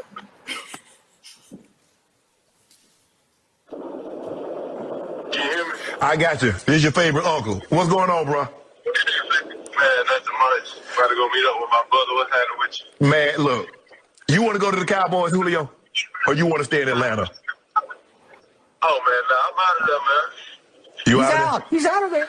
Are you going to... Ideally, where would you like to go? Right now, I want to win. Okay.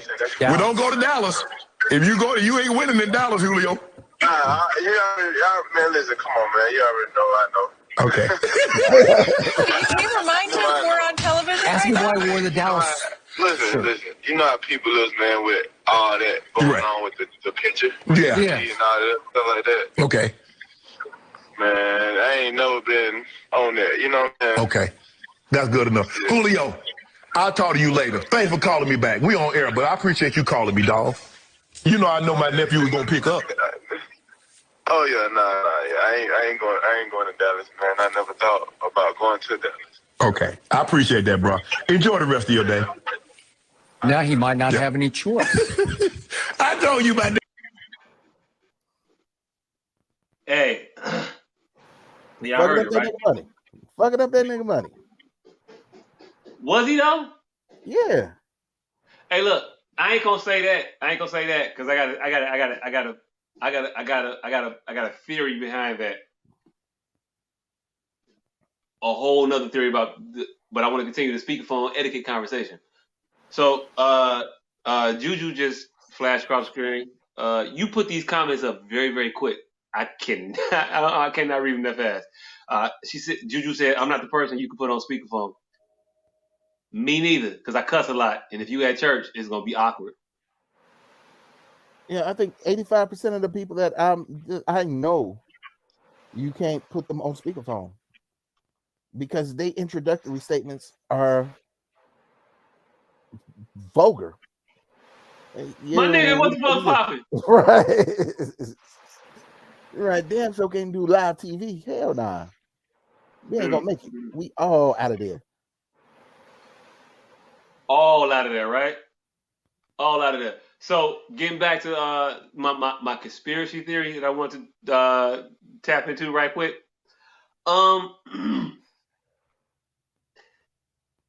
You think Julio didn't know he was on the show? Nah, I don't think so.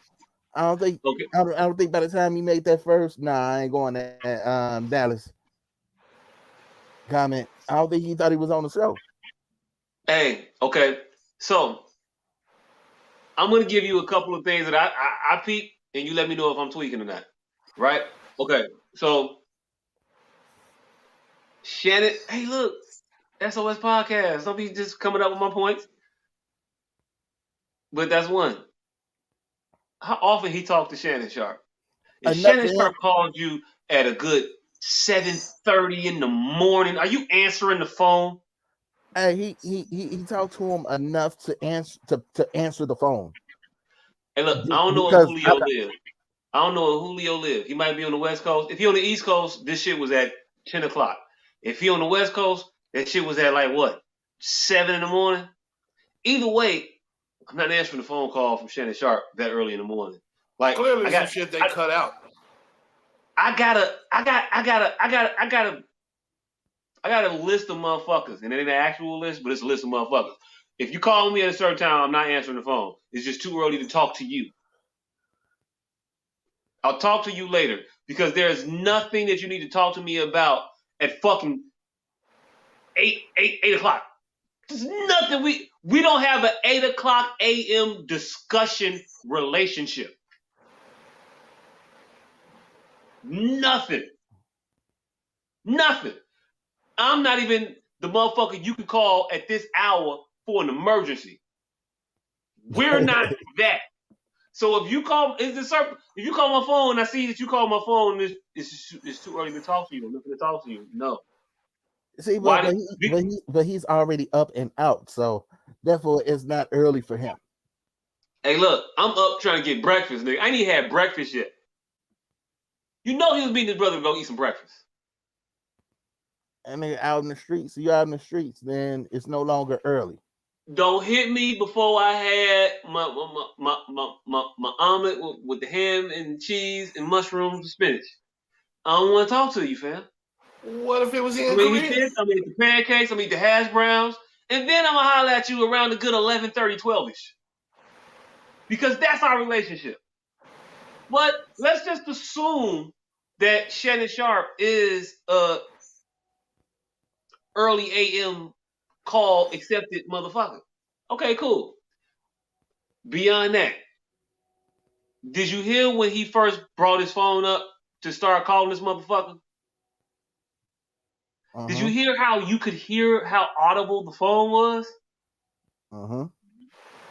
Hey, look, as a motherfucker who try to be semi-technically savvy, that shit's a quick flip from you just pulling out your personal cell phone to that motherfucker being wirelessly piped in to our audio system.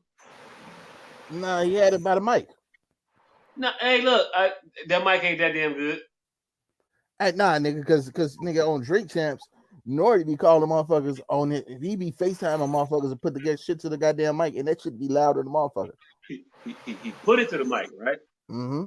Yeah, put it to the mic. Shannon ain't put that motherfucker to the mic. He had the damn thing on. He had the phone out here like it was on speaker.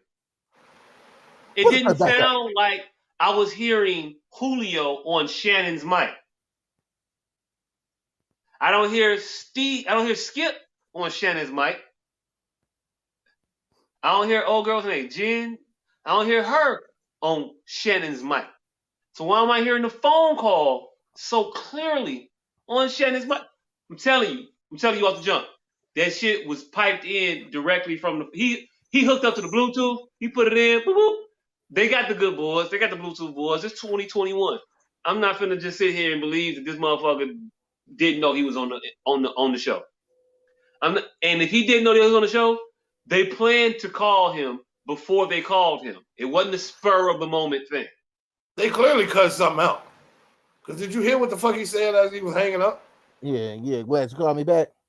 Glad you called me back, motherfucker. You called me back. That part too. Well, that part last. I'm glad you called me back. He knew he was on the phone. He knew what he wanted to say. And they wanted to orchestrate some shit. Because Vince McMahon, the whole world is wagged the dog. Vince McMahon needs to be inducted into everybody's Hall of Fame. He invented this shit. He invented the way the world is running right now. I believe they was beating the dog shit out of Hulk Hogan. My mama had to come smack me and bring me to reality and say, "Boy, shut up! That's fake." Bam. It took me. They were murdering Hulk Hogan. Nigga, it took me to see a behind the wrestling shit where the motherfuckers was cutting themselves with razor blades, little ancillary cuts that wouldn't pop open until they got hit. I'm like, this shit is fake. Oh, what the fuck? Nah, because none of you motherfuckers can tell me that Papa Shango shit wasn't real. Hey, yo, look, I don't give a fuck. That's as real as it was. He was willing to put disgusting shit in his mouth. Being okay, who didn't know a motherfucker in school that'd eat some horrible rancid shit? What did Papa Shango used to do? I missed all that. Eat worms. You don't remember when Papa Shango made Ultimate Warrior projectile vomit for 10 minutes? Scary shit ever. Yeah, nah. That was video effects, man. Shit's era. Nah, that wasn't no video effects, nigga. And it wasn't. They didn't have that technology in fucking 1990. Yeah, so not video effects. I mean, camera tricks. So they put a tube there, and it looks like it's coming out of his mouth, but it ain't coming out of his mouth, and it's all cornflakes just blended up, and they just shoot it. And he got a pump under his arm that he can use to. Hey, look, I'm telling you, man. Special effects people, them motherfuckers is geniuses. Every one of them flunked out of like MIT or some shit. Every one of them. Nah, that Papa Shango shit was different. To this day, you're not going to tell me that this wasn't real. Hey, look, it was fake. It was fake. Just like this phone call, just like this impromptu phone call to Julio Jones, they got everybody acting like, well, the ethic. They're talking about the ethics. They're talking the ethics of television journalism. I don't know what the fuck is the noise is going on. I heard a TV buzz out or some shit. Yeah, we having technical difficulties over here. Oh shit. She says she hears static. I don't hear it, but I just call static, trying to fix static. So I don't know if I made it worse or. I don't know. Oh no! How was my week? Man, these motherfucking Asians been playing me for 2 fucking months, nigga. 2 months I've been waiting on these motherfucking masks. And goddamn it. Hey, look, real quick.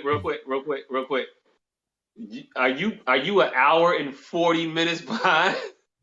Man, look, these motherfuckers been playing me. And so for the last motherfucking week, I've been arguing with these goddamn refund Asians in Asia. And these motherfuckers talking about, these are supposed to be some third-party Asians. And they started giving me look, fam, it's just been way too much time to enter evidence. I'm like, I entered evidence in the first stage. This is like stage 4 of entering evidence. And these other Asians ain't entering no evidence. Hold on. She put a disclaimer up. I don't know why. Are you incriminating yourself or somebody else? I don't know. I can't condone snitching or self-snitching. She thought I might have said motherfucking Asians or something. Oh, okay. You know, we in the midst of stop Asian hate. These motherfucking Asians don't give a fuck. Look, these motherfuckers, hey, they diabolical, Dad. These motherfuckers, they out here, they doing Asian shit and then acting like stop Asian hate when the motherfucker wild out. I'm talking about this motherfucker steady telling me we're doing everything to fix your problem. I'm like, the only thing y'all need to do to fix my problem is get my goddamn money back. They're like, no, I guess we're not doing everything. I guess everything was the wrong word. We're just talking to you until you go away is what we're doing. And I still ain't even got the fucking mask yet. It's been 2 goddamn months. Mask season almost over with, nigga. Shit. It's more masky than ever now, nigga. Because now, hey, look. You ain't. The comeback is real and it's on the way. Mask season is finna hit heavy, fam. Heavy.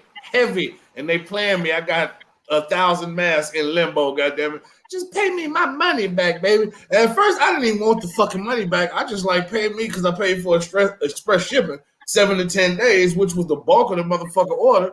I'm like, just give me the difference between seafair shipping, which takes 2 to 3 months, and express shipping because it got to be a more than nominal fare. I'm like, just give me that. These motherfuckers like their definition of express ain't my definition of express though. What, 7 to 10 days? From China? They ain't express. From China, nigga? Hey, look. Whatever. I don't give a fuck how high the inflection of your voice get. I don't give a fuck. 7 a week to a week and a half ain't express. From China, nigga? To 63rd?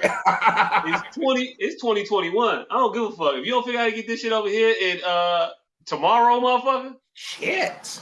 I shop on Amazon, nigga. Next day delivery. I am accustomed to a certain lifestyle. These Asians steady texting me. See, it's 10 a.m. tomorrow over there, so they up bright and bushy tail fucking with me on a Wednesday evening. It's Thursday morning. Look, they watching Seinfeld and shit, reruns of Seinfeld and shit, fucking with me about we're trying to help you. Nah, motherfucker, I done called the authorities. You speak to the authorities now. I have nothing. It's above me now. I have processed my claim, and it'll be handled by the proper channels.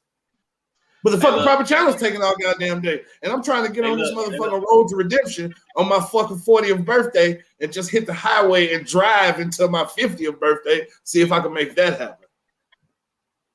Hey, look, if you at a point you become a fugitive. Look, nigga, you can't do 10 years on the road and not be a fugitive. If Forrest Gump can run from end to end, I could do a decade on the diamond, baby. Nah, nigga, the Lord protects babies and fools. You know where Forrest Gump lies on that protection scale. Hey, how about do you think you qualify? Yes. Yes. Yes. Trying to tell you. Hit a couple crypto wins. Just bought this big body with massive trunk space. I'm packing my pillows and my crackers, and I'm hitting the road. Hey, there's a difference between food. There's a difference between a fool and somebody who's foolish. Hey, and I'm playing nothing but Soldier Slim for the next 10 years. Hey, look. I just like how this shit went from a summer of exploration. That sounds weird. Wait, we think of a different title. Yeah. Yeah.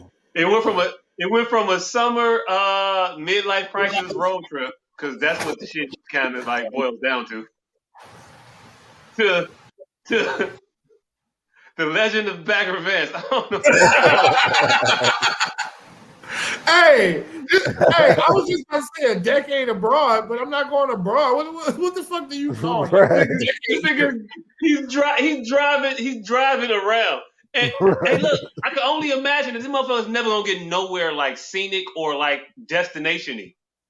Look, he gonna be in the worst of towns, just posted up. He gonna go to miniature golf courses, take a selfie. They got here. Hand my phone to strange white women. Like, Carol, hold this for me. Stand in front. with my arm on the windmill. It ain't even a special mini golf. It's just a random mini golf in Des Moines, it's Iowa. the one that was there. In Des It was Moines. just there. It ain't even by a Des Moines sign. It's just in a random spot in Des Moines. There's nothing special about this. Hey, look, the last 15 photos you got that you didn't post that's in your camera roll was you at a gas station, and you was just like, it was cool, but was it that cool? Is this Instagrammable? I don't know. I'm gonna keep it in the truck. You said, hold on, just in case something. And you saw that windmill. That one ass windmill was like, that's it. That's it. That's gotta be one. That's the one. This nigga checking in from random IHOPs in Billings, Wyoming and shit. taking pictures of menus that he had at the crib. Right, this nigga taking pictures of Grand Slam breakfast. This is the same IHOP menu from 47th Street, nigga. Nigga, I'm telling you, I'm finna go drive until the scenery turns back into the shit I started with. That's my goal. You just described a circle, by the way. You describe. I don't think none of the roads here is a circle, other than the loop downtown Chicago. This nigga ain't finna go out a 22 block radius at all. Hey, look. This nigga just spent 7 weeks driving from 22nd to 45th. Hey, look. Real talk though. I'd be willing to commit 2 weeks of my summer to the S.O.S podcast and the proliferation of good content if we just explore how far south Halsted actually goes. Because I heard motherfuckers talk about how you could drive Halsted down south, and I don't know if they lying or not. No, because the longest street in Chicago is Western. So, no. Hey, look, I've never been in a suburb of Chicago and didn't have access to Halsted. I think Western might have the advantage because it's further west. So the further west you go, you can go up north further. But no, I'm talking about down south. Hey, look, none of the people I talked to ever said that you can take it up north. All the people I know was going to Mississippi. All your people seen Halsted, and they was like, "Oh, this is the one street I know from back home," and they just thought it connected, nigga. That sounds like some country shit. Hey, look, I'm willing to explore them. I'm willing to go full-fledged Mythbusters on this. This nigga's gonna take 2 weeks to take a trip to 159th Street. Eat a bag, snacks and shit. That motherfucker got a burger. If I run out of Halsted at a truck stop, fail. He didn't look. He like, we gonna do this old school. He done left his phones and all the electronics at the crib. He brought maps and shit. He got tents hanging out the back of the truck. Hey, look, I got a camcorder upstairs, and I definitely still own a pack of unopened blank cassette tapes. I know I got a pack up there somewhere. I've had a good streak of saying shit that I did not know to be true that ended up being right. I think I'm gonna continue with tonight. I definitely got a pack of unopened ass VHS, the micro cassette tapes. Oh, the 8 millimeters. Putting the little camcorders, and I still got my camcorder. We could Blair Witch Project this shit the fuck out. World's shortest road trip. We gonna get 7 songs off this big CD. And that's only because we stopped for gas. Hey, look, it's only a 3-pack, so this motherfucker got to wrap up kind of quick. We gonna get 7 songs off the mix CD in before we gotta turn around and go back to the crib. Sun ain't gonna even go down. We gonna be on 173rd at a fucking cemetery.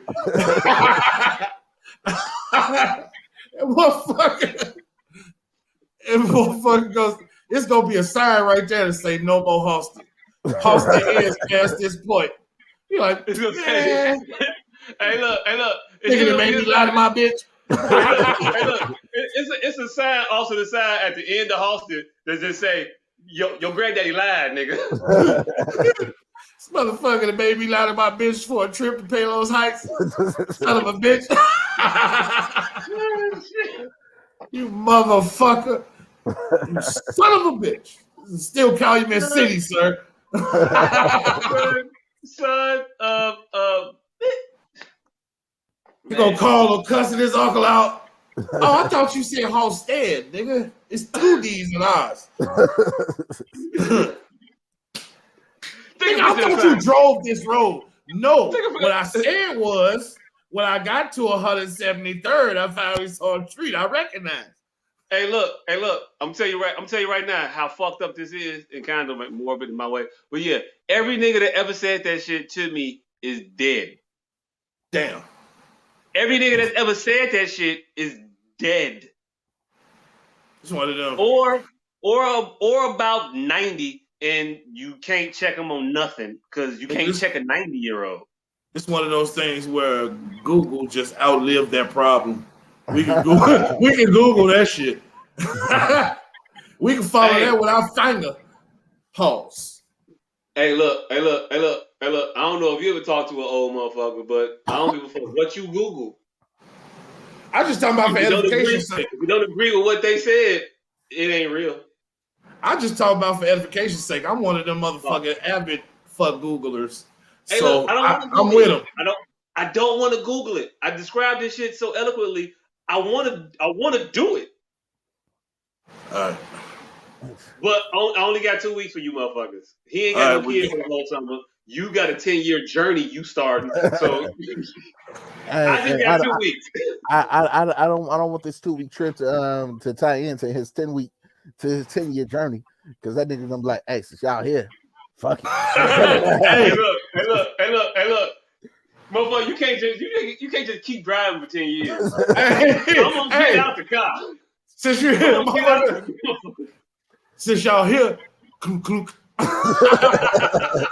You kidnap a nigga, take him to the strip club. I'm just saying, but first time you pull over to get gas, nigga, I'm out. Hey, that's when I'm gonna let down that back seat on his ass. He gonna see the whole trunk as a gas. Nigga, we rolling all the way to Vegas, nigga. Whole trunk as a gas tank. I'm gonna flip. I'm gonna let down the visor. He gonna see the whole sun. We done got this motherfucker. The whole front of this bitch is goddamn electric. Whole back of this bitch is gas. We got at least a year and a half worth. I ain't gotta get no gas till about motherfucking I ain't gotta get no gas in Nebraska, nigga. I ain't gotta get no gas to Portugal, motherfucker. I bet you didn't even know you could drive that far. This motherfucker, we gonna go figure out about this gas problem firsthand. We gonna go down to Portugal, see exactly what's wrong with this pipeline. Hey, look. Real talk, Portugal might be drivable, but in my mind, it's the other side of the world. It is that too. Both of those, motherfucker. Both of those is true, but they don't seem agreeable. But do you know why these are called the Americas? Hey, look. Every other continent is around other continents, but North America. South America is not over here, fam. I don't give a fuck what you say. It's not over here. It's not around this motherfucker at all. At all. You can go from Europe to Asia, Antarctica, right there. Africa, all of that. Africa, all that shit. I ain't never seen a South American. We can drive from Canada to Ecuador. It's us and Canada, and we rock with Alaska a little bit. That's the one place you can drive to. Just to show how dominant we are. That's the one place you're gonna need a ferry. That's fucked up. You're gonna need a ferry to Alaska, but not to Portugal. Ecuador is an island, so you're definitely gonna need a ferry to that motherfucker. Wait, you can't drive to Alaska? No. I mean, if I got snow tires. No, you're gonna need a ferry, brother. I didn't know that, but yeah. And no, you can't see terrestrial from that motherfucker neither, Sarah Palin. Hey, look, if I got binoculars though. I'm just saying. Earlier today, I put the 10 times zoom on my phone camera to read a sign that was across the street and read that motherfucker the whole way through. I'm just saying. If I get binoculars, I can't see some motherfuckers drinking some vodka. Understood. You and Sarah Palin got some hella fat binoculars, goddammit. I'm just saying. If you in the lab, if you in her backyard and you get your telescope, you can see motherfuckers drinking undistilled vodka. She could see that motherfucker rushing, but couldn't see that unwed baby coming. Hey look. Right in the own backyard. Hey look, that bitch was out here. She was sneaking. What's the bitch name? Thumb? 6? Like, the kid got a weird ass name, don't it? I don't know. Stop paying attention to white people's babies' names after Apple. Hey, look. I really stopped paying attention to white people's names after Moon Unit. There are people who honestly don't know who the fuck Sarah Palin is or this Alaska shit we talking about right now. Not a clue. We lost at least 60% of motherfuckers. Damn, so this is only 3 people. I don't know how many people were here. I'm just saying, that I don't think more than 40% of the people can come to the conversation. 2 of the 3 motherfuckers that's watching have officially tuned out. Because we brought up Sarah Palin in Alaska and the ability to drive to Portugal from. Who the fuck is discussing Sarah Palin and anything about, whatever. I don't know. So in conclusion, 10-year hiatus, fuck Dominique Wilkins, T.I., where are you? Still no limit. Cash money for the, what was the cash money for the 99-2000? Hey yo, from the 2020 to the 2021. Fuck them up. Hey, that's the precinct, though. The nigga said he's still getting like $30 million a year off royalties from Cash Money shit. Ain't nobody got named Baby getting the Cash Money royalties. Baby. Bird. I'm pretty sure he is. $30 million a year off Cash Money royalties. Who to the tune of $30 million a year? Huh? Hey, fam, have you seen these flag surfing niggas? They got one song. The motherfuckers got 11 motherfucking BMWs. Yeah, but they got all that shit that year. And then after that, niggas said last year. Nobody I cashed out. Hey, Nobody heard that song the first year it came out. They got a front yard full of 2008 businesses. Nobody even heard about that song the year that came out. Fool. You say I what? still don't know who the fuck made that goddamn song. I don't know. But you gotta think about it. He getting paid from all of Cash Money's library, all of Young Money library, so anytime you play a Drake album, he get a piece. Anytime a motherfucker play a Lil Wayne album, he get paid. I can see $30 million a year. Do Drake get $30 million a year? Shit, not off of royalties, not off of all the other shit. I'm just talking about off of his songs being played. That shit just sound weird to me, fam. I'm just sorry. I'm flag on the play. That's because you ain't never fucked nobody out their money before. Well, yeah, but still. That nigga Birdman so cold, he done fucked the record industry too. He getting all of the royalties. Universal sitting at the crib like, Bird, look, they got a suit out too. Hey, look, I refuse to believe a motherfucker with that tattoo on his head is that smart. But I also understand that a motherfucker who was that smart would probably put a tattoo on their head so motherfuckers wouldn't think that they was that smart. Kaiser goddamn Soze. Yeah, so Master P was the epitome of fucking musical entrepreneur. There was no way with the lineup he had that Cash Money should have outlasted No Limit. But look at us. Look at us here. Hey, you right. See, I think that's because Master P had 45 different artists and he put out an album for every artist. Cash Money had 4 people. And they just kept mixing them up. Like, all right, Did now they we got have 4 people that they kept mixing up? we got Juvenile, BG, Lil Wayne, and Turk. And All then right, they went. no, Then they it was went 6. Drake, Tiger. Then they went Drake, Tiger, Lil Wayne, Nicki Minaj. That's all Lil Wayne. There will always be 4, but the argument is that Birdman is getting Young money too, and that's right. That was the argument, right? Yeah, he getting Lil because he getting the Lil Wayne money. All Lil Wayne checks come in Birdman name, nigga. Daddy. They just come to my house first. I wash them off for you, and I give it right to you. You know, but we gonna keep them at my house though. You can drive it whenever you want. Just come over and let me know. I'll give you the key. It's like these checks is both ours, but we gonna keep them at my house. In my account. With my car that you can't get access to. Yeah. Hey, all right. So there was one other thing I wanted to talk about that I wanted to just spring on you, motherfucker. Wait, what? I just sounded pause worthy. Want to spring something on 2 gentlemen. Pause. Can't be too careful. Can't be too safe, nigga. That's you, but I know what I'm talking about, so you gotta pause it. I can't pause it. I know where I'm going with this. I'm the motherfucker that just paused it, nigga. Okay, all right, cool. As long as you want to say I gotta pause it. That felt like you needed to pause that. Pause. Whatever.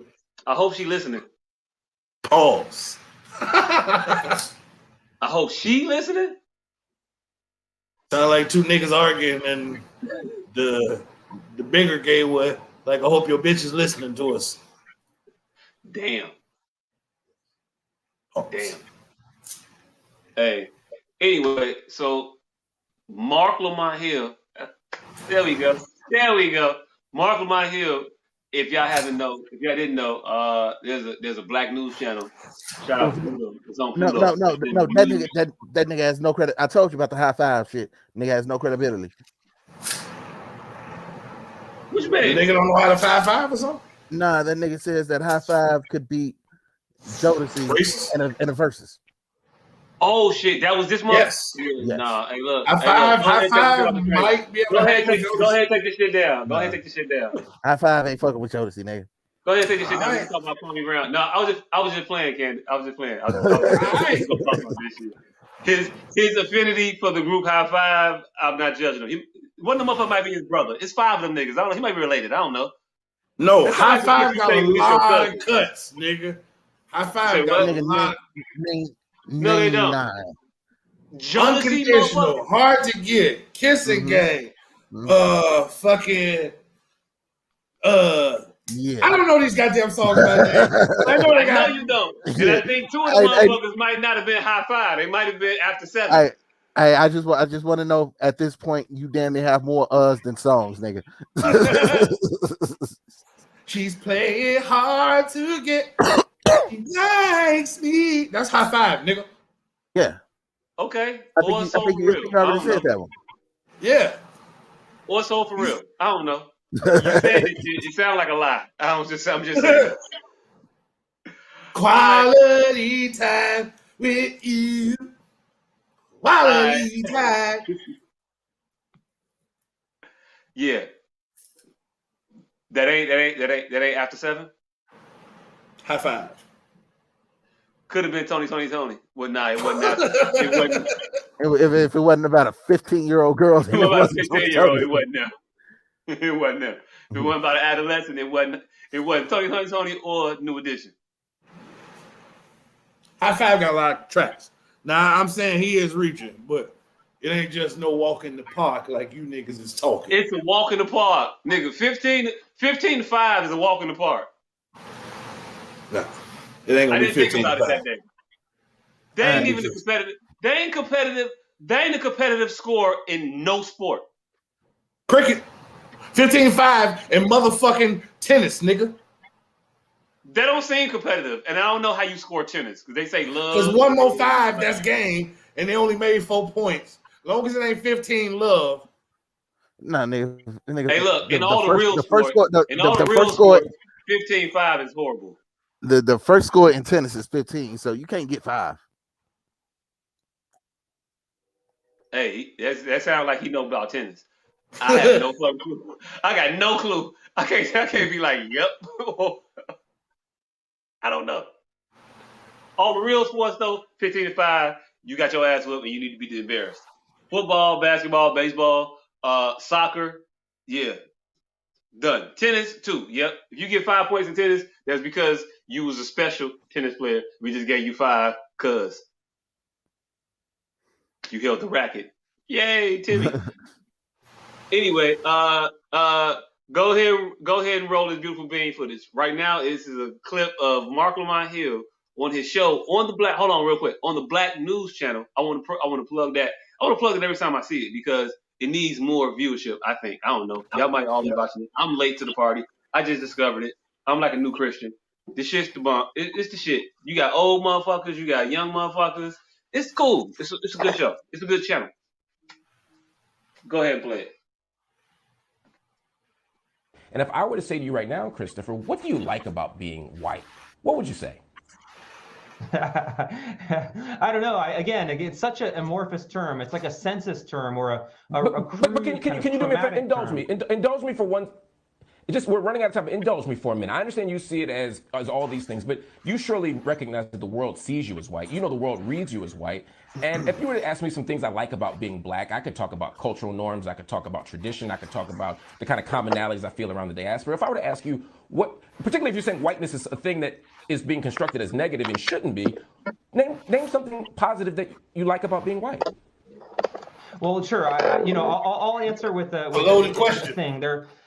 There's a lot of documents that are floating around public schools that say things like timeliness, showing up on time is a white supremacist value or a white dominant value. Things like rationality, things like the Enlightenment, things like, objectivity. And these are very strange things to be ascribed to a racial identity. My view is that these are actually should be ascribed to every individual human being. Every individual human being, regardless of whatever racial category we impose on them, has Christopher, that doesn't answer the question, though. Exactly. You're telling me you're making straw men about things that are ascribed to whiteness that you think are wrongfully ascribed to whiteness. I'm saying if whiteness isn't a negative thing, and there's something that that whiteness actually shouldn't be constructed as all negative, name something positive about that you believe is positive about being white. Again, I don't buy into the framework that the world can be reduced into these metaphysical categories of whiteness and blackness. I think that's wrong. I think we should look at people as individuals. I think we should celebrate different people's accomplishments. And again, I think the idea, you mentioned Ignatieff. Ignatieff says the goal is to, quote, abolish the white race. In any other context, this would be interpreted as a near genocidal slur. I don't buy into it. The reason I'm not going to answer your question is I reject that categorization. I think of myself as an individual human being with my own capabilities, and I would hope that we could both judge each other as individuals and come to common values on that basis.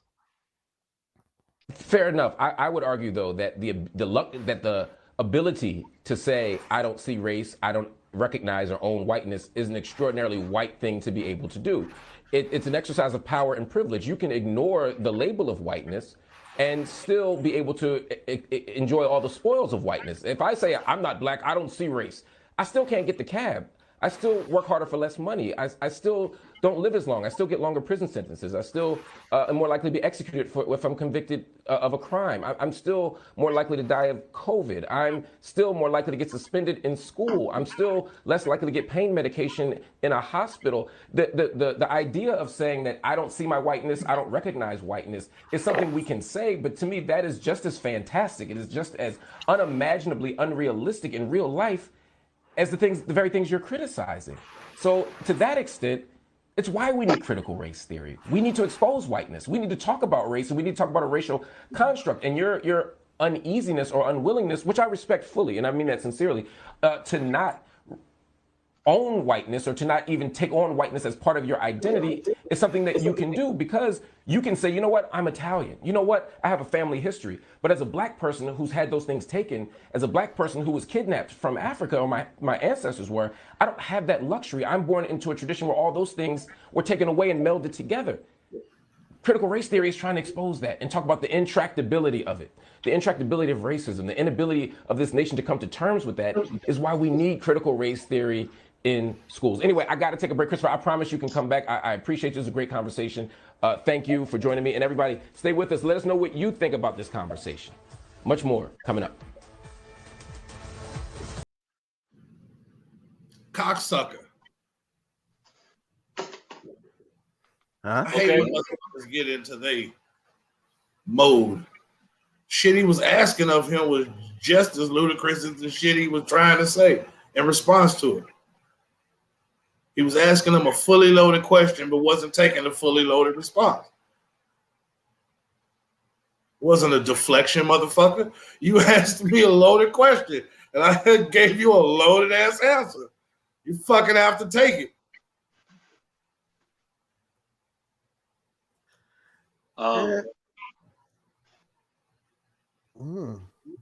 How could he have answered, what do you like about your whiteness?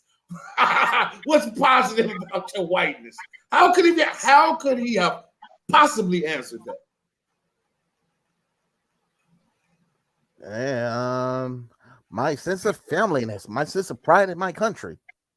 Neither one of those are whiteness, and then you just fucking you just made yourself a racist fuck. How could he have answered that?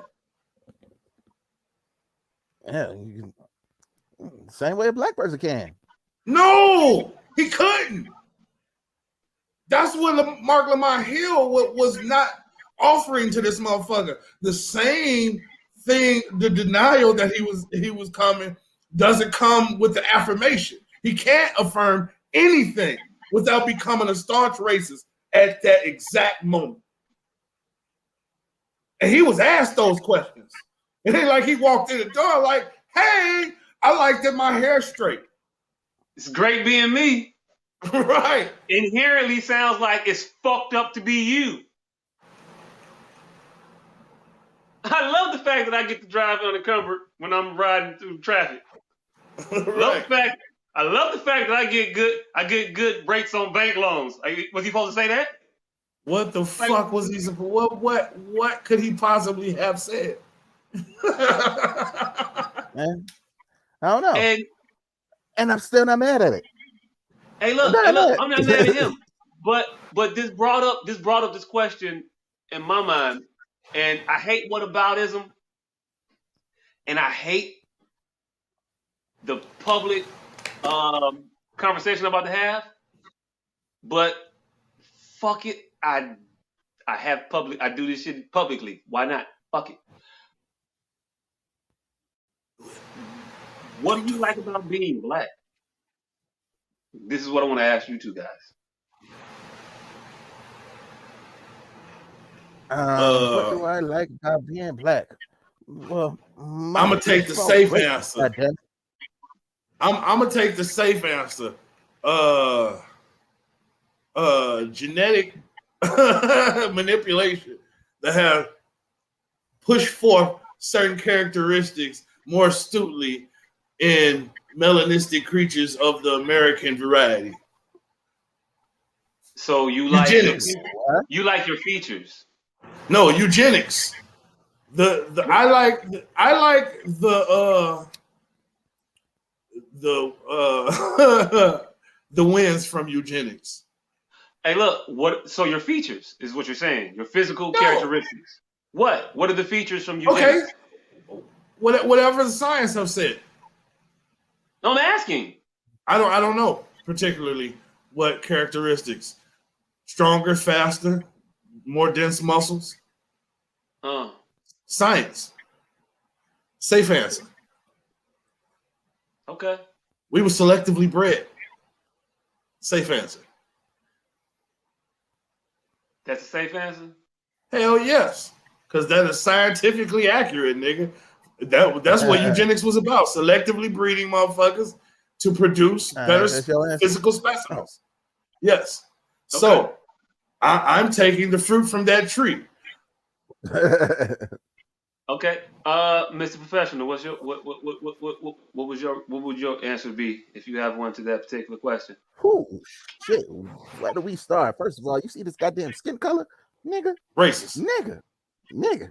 So, fuck you. So, nigga, you see this goddamn skin color? Nigga, I can sit there and say, hey, what up? What's good? I can say what's good 7 different ways and mean 7 different things. And a motherfucker can say that to me several different ways, and I understand each way. The So can exact Paul same. Wall.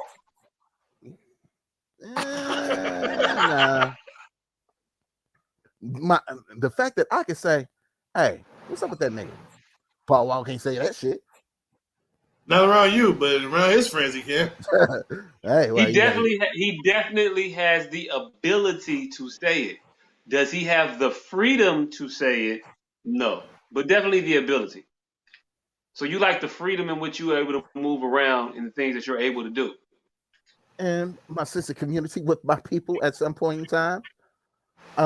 Wait, so you like the invariability? You like the invariability of the dependency of your people? The what? Segregation is what he likes. You basically, I heard that you said we fuck with each other at a point in time. Yes. Segregation is what he said he likes. I like fucking with my people when I can fuck with my people. Pause. Segregation. That part. So, yeah, call it segregation. I fucks with it. So, what do you like about being black, sir? Oh, everything he just said about being black. I love my skin color. I love the way my hair grows. I love those things. Racist is shit because that's all I can love. That's all I can love about being black.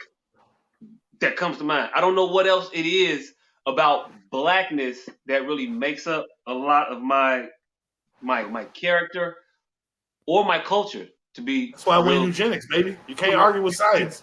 To be real blunt with you. Hey, look, I don't even know the sign. I don't know that my muscle fibers are denser. I don't know that I'm inherently faster or stronger. That shit sound like the rationale they was using when they tried to make people that look like me slaves.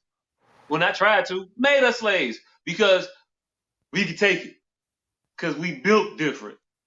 I don't think we necessarily built different in the aspect that we're inherently stronger or inherently faster. I mean, some shit just is what it is. I don't know if that's it. If it is, it is.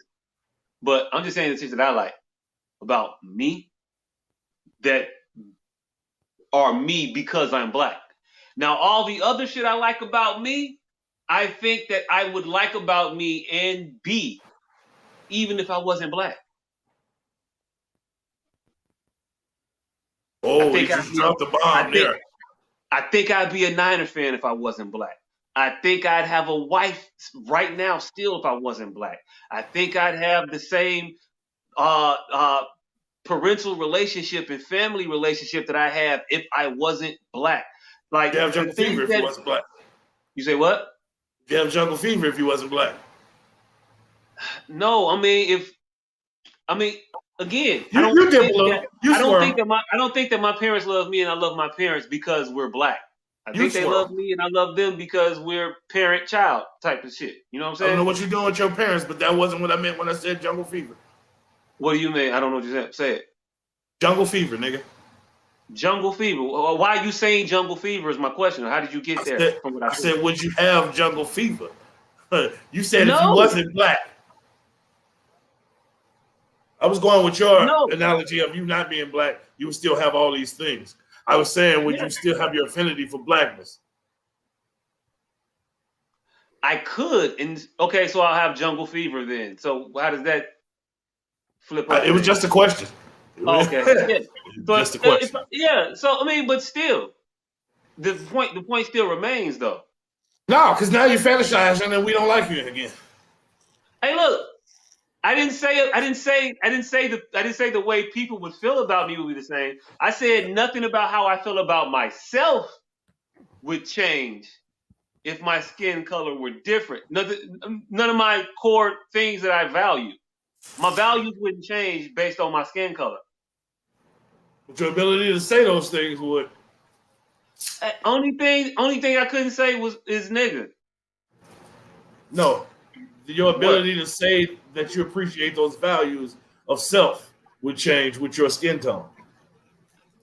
Hey, look, you getting into a different part of the conversation, and okay, all right, it's different. So a white person can't say they're proud of being white without it sounding like white pride, right?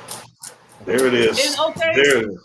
And I'm good with that because we know the difference between white pride and it's like the difference between white pride and being proud of being black. I'm black and I'm proud.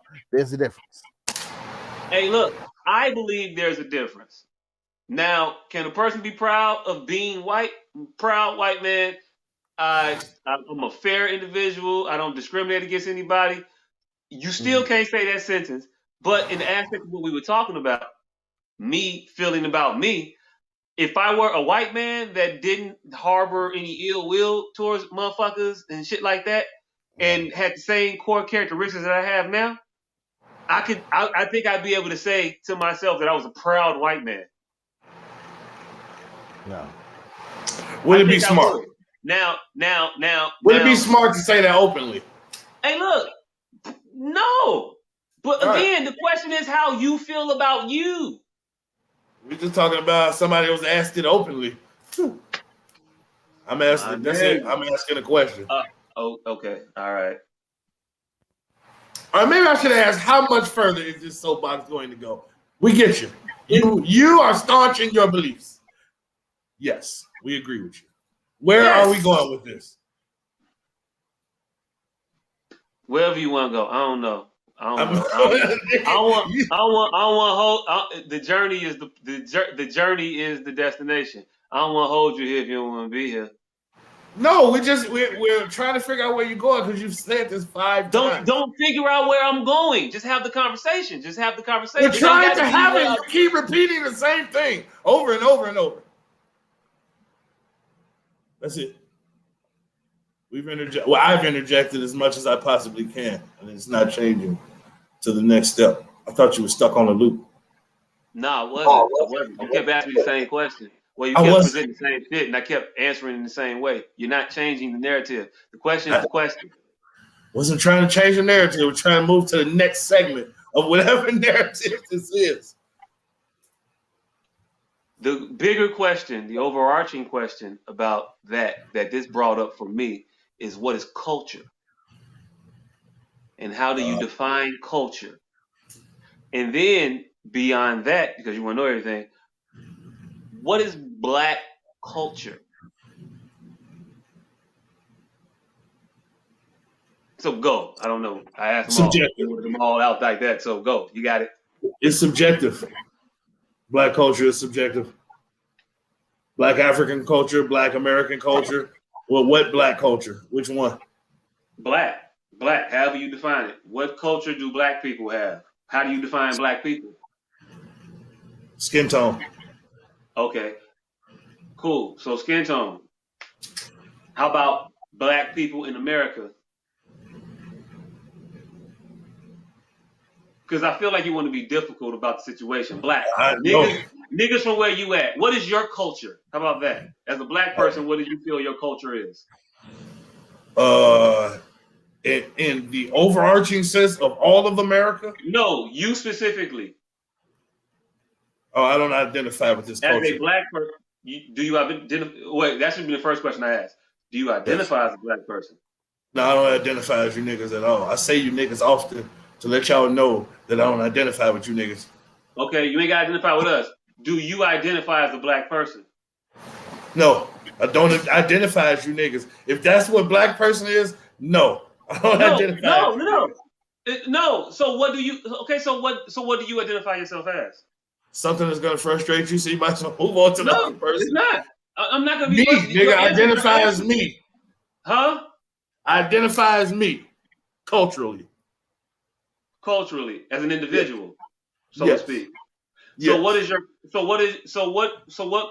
What comprises your culture then? Chicago. Shit from Chicago, a little bit of Mississippi, some Louisiana. That don't mean I'm asking for like just any. I don't need all the specificities, but anything. I want you to think about it. You don't have to answer. Gym shoe. We can let gym shoe. I think a gym shoe sandwich is part of my culture. A what? Gym shoe sandwich is part of my culture. Oh, okay. What's that? Sandwich from Chicago. Italian beef, corned beef, and roast beef and gyro meat. That's a lot of shit. I've never had one of those. Strictly a Chicago thing. Well, you're not from here, sir. I guess not. I ain't never had that. That's I've a never lot of had it, different but meats in one sandwich. I've never had it because I don't fuck with some of the shit that's in it, but I know what it is. Yes. I didn't even know what it was. Say that shit again. It's Italian beef, roast beef. Gyro It's meat. right, yeah, gyro, roast beef, corned beef, and roast beef, corned beef, gyro meat. There's something else on that motherfucker. Italian beef. Italian beef. And is it Italian sausage? No Italian sausage. Italian beef, corned beef, roast beef, and I always forget the last beef. It's 4 beefs on that motherfucker. Corned beef, roast beef, Italian beef, and gyro meat. Shit's the bomb. That's from my culture, sir. Hey, look. Okay. I'm just asking. Yes.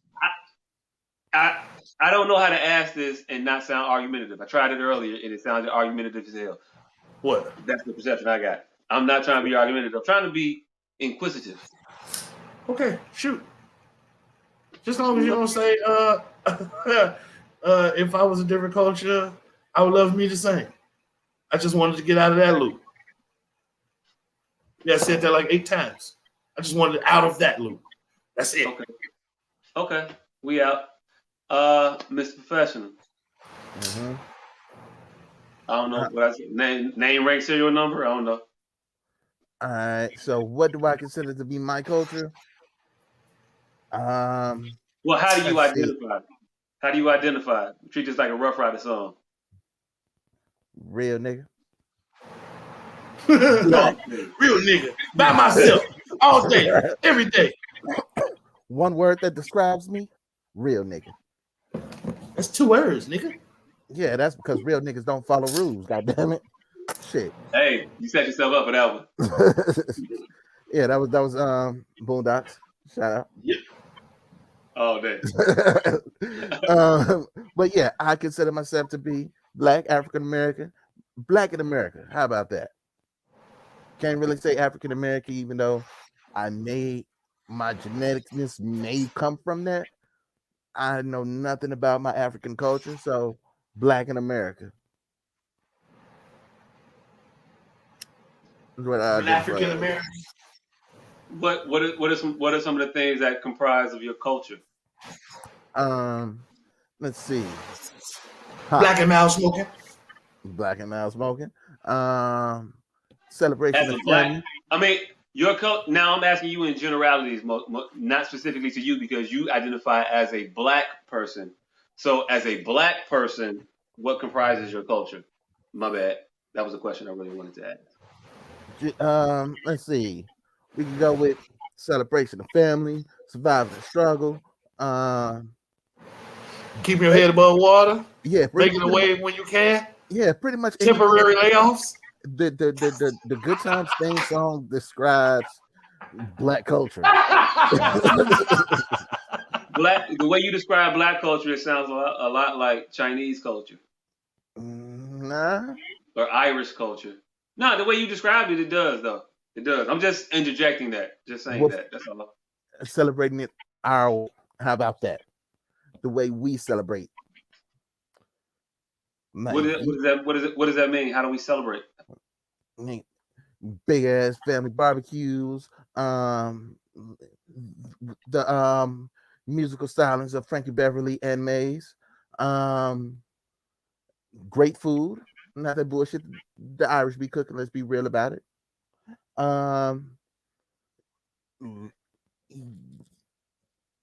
Yes, god damn it. And an attitude of fuck y'all. We gonna do what the fuck we gonna do what the fuck we do. And yeah. It's just there is no perfect way to describe it. God damn it. Hey, I got a question. So how would you feel if you were like a a guest at someone's home, let's say a white person, white person at their home, right? Mm-hmm. And let's say that they wanted to give you things from what they thought was your culture. So they cooked you up a big old mess of fried chicken, No, because collard greens, macaroni and cheese, watermelon, shit like that. They had a mixed CD, queued up with Frankie Beverly and Mays and the Electric Slide, couple of some Love and Happiness, you know what I'm saying? They put some dominoes out. We brought the cars out and they said, let's get some spades going. No, because as soon as they start a kneel, as soon as they try to bet a kneel, I will fight them. So yeah. Like you can't do a kneel in real life, nigga. As soon as they put a cracker meal on the fish, you out of there. Right. Right. As soon as you see some motherfucking French's onions on top of the green beans, it's over with. Hey, but what if they cooked it right though? I mean, I get it. The bitch putting raisins and potato salad there. I'm not eating that shit. What if everything is on point? And then you find out after you to pitch the bitch, they hired a black person to do all of this. Oh no. Well, wait. No, wait. wait, So you don't like hold on. Let me go back after thinking about this. If they went to a black catering company supporting black businesses, but you didn't find that out till the next day. You was pissed that whole entire meal. No, I'm not even saying you was pissed. I was asking you how you felt. But we knew he gonna be pissed. I know this ain't fried chicken. Right, you ain't finna give me this steak and bake bullshit. Oh shit! I smell perfectly golden, delicious fried chicken and watermelon drink. This better not be a bar mitzvah. I'm just saying. I mean, so we boil down our culture to music and food. What about tradition? If you're gonna ignore all the other shit I said, yeah. No. I'm continuing. I'm asking. So what about traditions? What about that? As far as culture is concerned, as a black person. I thought that's what he said, nigga. I thought that's how he got to talking about the food was the traditions. Family gathering. What tradition? As a black person, not because it's hot outside. That's a tradition, nigga. Yeah, family gatherings, nigga. If you get outside every time it reach 95 degrees, that's a motherfucking tradition. But is that specific to blackness? Is that culturally a black thing, or is that some shit that motherfuckers do when it's hot outside because that's a good enough reason? It's hot outside. Look here, Dr. Phil. A lot of shit ain't that we think is culturally identifiable is not unique to one particular culture. Is it though? A bat mitzvah. A bat mitzvah is. Yes, African cultures. Not a lot of cultures do bat mitzvahs or bar mitzvahs. They call them different. But not a lot. They call them rites of passage. They call them rites of passage, and nearly every culture has one at 13. A bar mitzvah ain't nothing but a Jewish quinceañera. That's cool. And it is. And I agree with you on that. Definitely, wholeheartedly. But I was asking about I was just asking about black traditions. And we gotta write a passage. You were trying to argue that everybody got theirs, but I don't. So but you was trying to everybody got all the same shit and all that. But then you named a Jewish tradition, and then you named a Mexican counterpart to that tradition. I started with the African rite of passage. No, is that a thing that we practice? Hold on. I don't know what that is. Hold on, because you traveling this down the wrong path. He started with there aren't many traditions that are exclusive to one culture.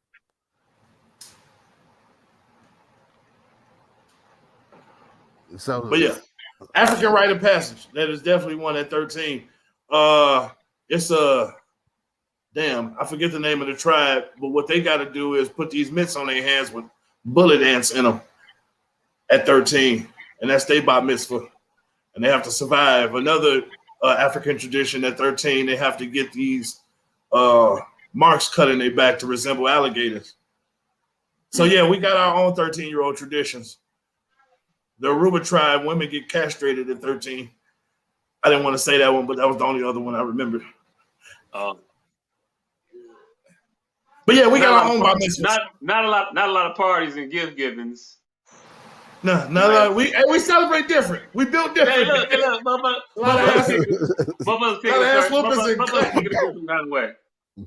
I don't know. Only traditions I could think of that I actually practiced and that I thought we did as Black people were all kind of wedding related. Jumping the broom. I thought that started as some white shit. No, that started some Black shit. I don't know if it's true or not. I really don't. But like culturally, we did it. It could have been born out of some fallacy shit, but culturally, as Black people, this is what the fuck I do. Well, I did because I don't do it. I don't jump the broom every day.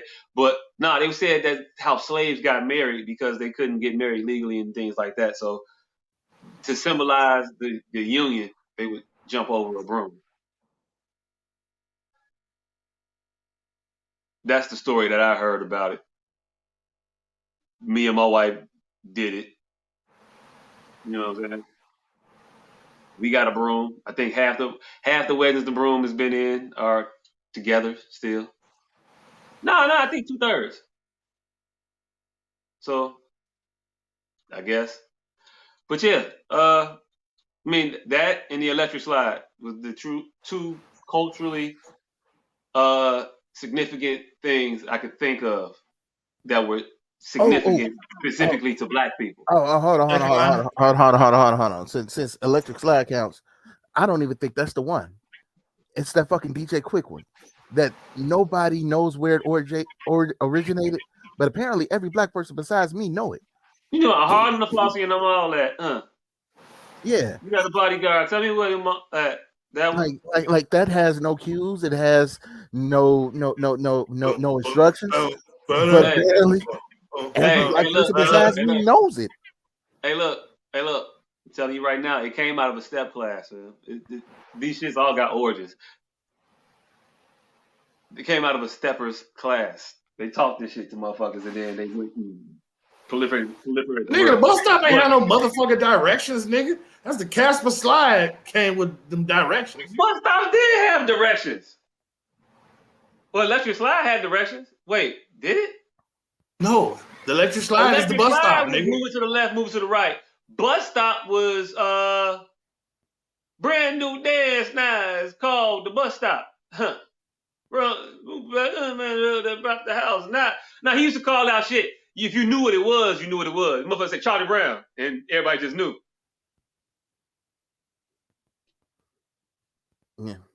Yeah.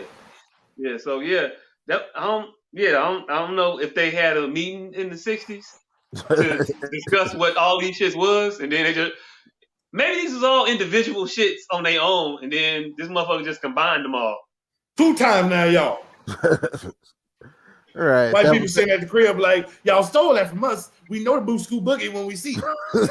Yeah, I know where the fuck that came from, right? Boogie. Hey, I was wondering why it came so natural. It's officially summertime in Chicago, by the way. Just want to interject this. It's officially summertime in Chicago. I hear a shit ton of fireworks outside right now. I mean, I've been hearing fireworks since January. To the left. Niggas I live in a good neighborhood, so they just started. Respectable. Niggas keep Roman candles. I mean, probably, yeah, but I live around Black people. Hey, I didn't know what to think about my neighborhood when I heard automatic gunfire and no police sirens. And then I drove out to go to the gas station and they was filming Chicago PD over here. I'm like, Is this a good neighborhood or is it a bad neighborhood? I don't know. Confused. Right? Is it good enough to film in or is it bad enough to look disparaged? Like I don't know. I want to see the scene that they got this neighborhood in before I make my final judgment. Because it might have been a kid that was doing good and had no business selling drugs episode, and I'm okay with that. Father was an attorney. Yeah, I'm okay with that for over here. But if they just do that, this is 63rd Street. If they shoot my neighborhood and they make my neighborhood part of fucking Inglewood, I'm gonna be fucking pissed. Like, is this what you white motherfucker? Is this the glamorized version of 63rd Street? It's my neighborhood. It's safety third. You both know what my neighborhood looks like. Hey, you both know what my neighborhood looks like. Is this what white folks come over here like? And then when they actually get to 63rd Street, like, God damn, we not going over there no more. Hey, look, they're gonna get to your block and think that's what 63rd Street, because it's a couple houses that got some grass that's overgrown a little bit, you know, so some shit, and it's a pothole. So they gonna think that that's that. But you right. Soon as they get their ass over to the actual 63rd and anything, they'll know. Let's go. They'll know. They'll hop right the fuck back in and be like, no. And probably that's what happened with the location team. You know what? Before they film anywhere, they go there. And the motherfuckers probably went right to 63rd and was like, oh shit, no. And got around there like, you know what? This will do. Right. The motherfuckers got over there. Hey, they got over there. It's kind of quiet. They got over there. They saw the gas station and then the chicken place across the street. Like, good enough. Good enough. Good enough. This will do it. Yeah, but those were the things that I could think of. Juju just said, you're uncultured. I don't know who she's talking to. Me, you, or you. Probably all three of us. Or maybe one part of the conversation that has to do with, yeah. Y'all gonna have to start putting timestamps on y'all motherfucking comments. 12:22, y'all talking about lettuce. This is stupid. Lettuce is stupid. Lettuce is stupid. Or you an idiot shot. Hey, yo, look, 11:18, LOL. Yeah, that was bad because there are don't know what the fuck that was either. That's why I said lettuce is stupid. I knew as I was saying that it still wouldn't help just by having a timestamp. That's why I went on further in the joke and said lettuce is stupid because we're stupid. We need more than just a timestamp. We're not sure if we're actually the people on this show right now. That's how bad we are. And before we go any further, I just want to stand up for lettuce. Lettuce is not stupid. Lettuce is the top 5 vegetable. Wait, what? Top 5? Yeah, wait. Lettuce is in your top 5 vegetables. Hey, look, run this top 5. Run this top 5. Yeah, I got no, nigga. Start with number 6. What didn't make it? Right, nigga. That's what I want to know. What was close? Nigga, cucumbers. 7.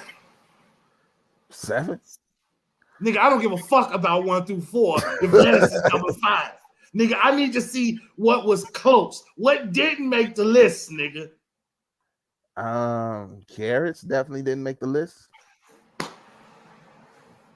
What the fuck? All right, nigga. Run this top 4 right quick because you out of spots.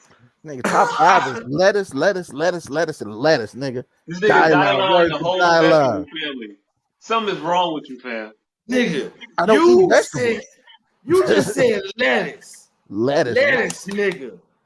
When this motherfucker. How the fuck is the potato not in your top 5 vegetables? Because the motherfucker is only good fried. Mashed? No. Baked? No. What? No. Twice baked? That is because it comes on a burger.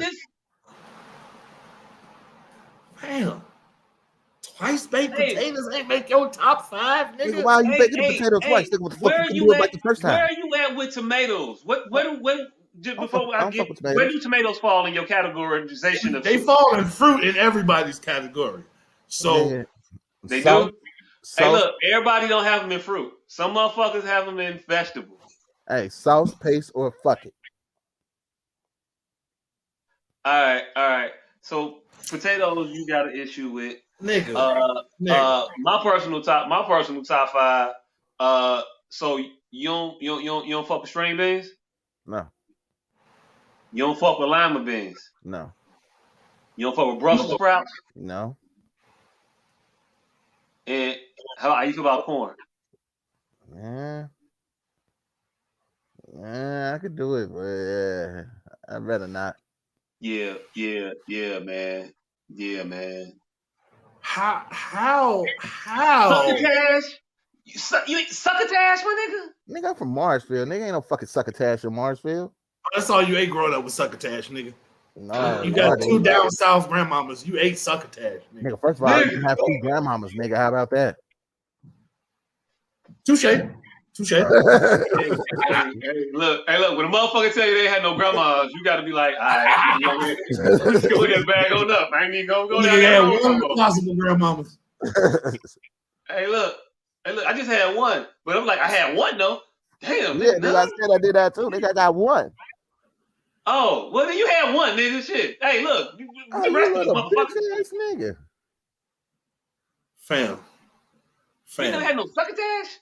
How this nigga got carrots below motherfucking lettuce? Because I don't eat carrots.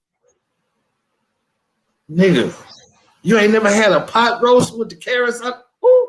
I don't eat pot roast. Nigga, what? I know how to make that shit. I don't eat it. Nigga. What? Hey, look, real quick. I'm done talking about food with you, fam. Every time we do this shit, it's just bullshit. Hey, real quick, man with no name, what's your top five? Because he should be barred from talking for like the next 5 minutes, just off carrots alone. You can tell. You can tell by my size I don't have a top 5 vegetables. There's no lettuce. Just know if I did, lettuce would be there. Nowhere near it. Nigga, lettuce is just some shit I use not to embarrass myself at the taco bar. Because I'm going to fill the taco shell up. And if I don't put a little lettuce in there, it's going to be all meat. Pause. No cheese? Just a sprinkling of cheese. I'm not going to. No, just a little touch of cheese. It still got to be palatable. Tomato? Now you're going too far. No. Look, guac? Guac. I definitely don't eat that at all. How about avocado? I don't eat avocados at all. Nigga. I don't eat avocados at all. The only way I eat avocados is grilled in this fake ass sushi roll I make. Dope. Wow. This nigga naming all these 2-parent ass vegetables, nigga. I can't believe ain't nobody said broccoli around this motherfucker. Hey, California broccoli is like the top 6. Top 6. Broccoli would definitely be the top 1 vegetable. Nah. Broccoli is number 1. Broccoli and cauliflower kind of, you know. Hold on. I forgot. I got to give a shout out celery. Hey, look, low key celery and carrots. I use that pot roast, nigga. Low key celery is the shit, and in that pot roast, you need that celery.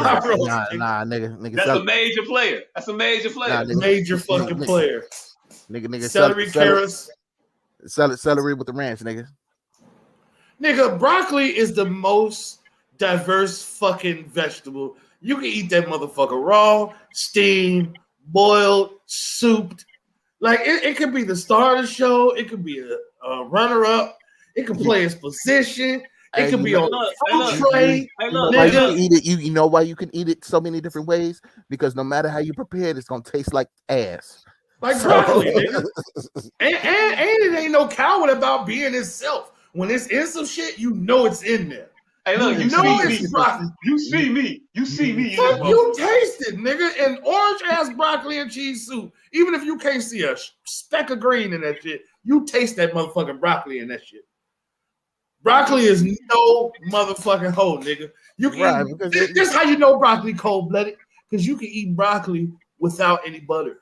If you cook that shit correctly, just a little bit of salt, you straight. Steam, Little yeah. bit of salt, little bit of salt and steam. And you straight. Just to its tender, you good.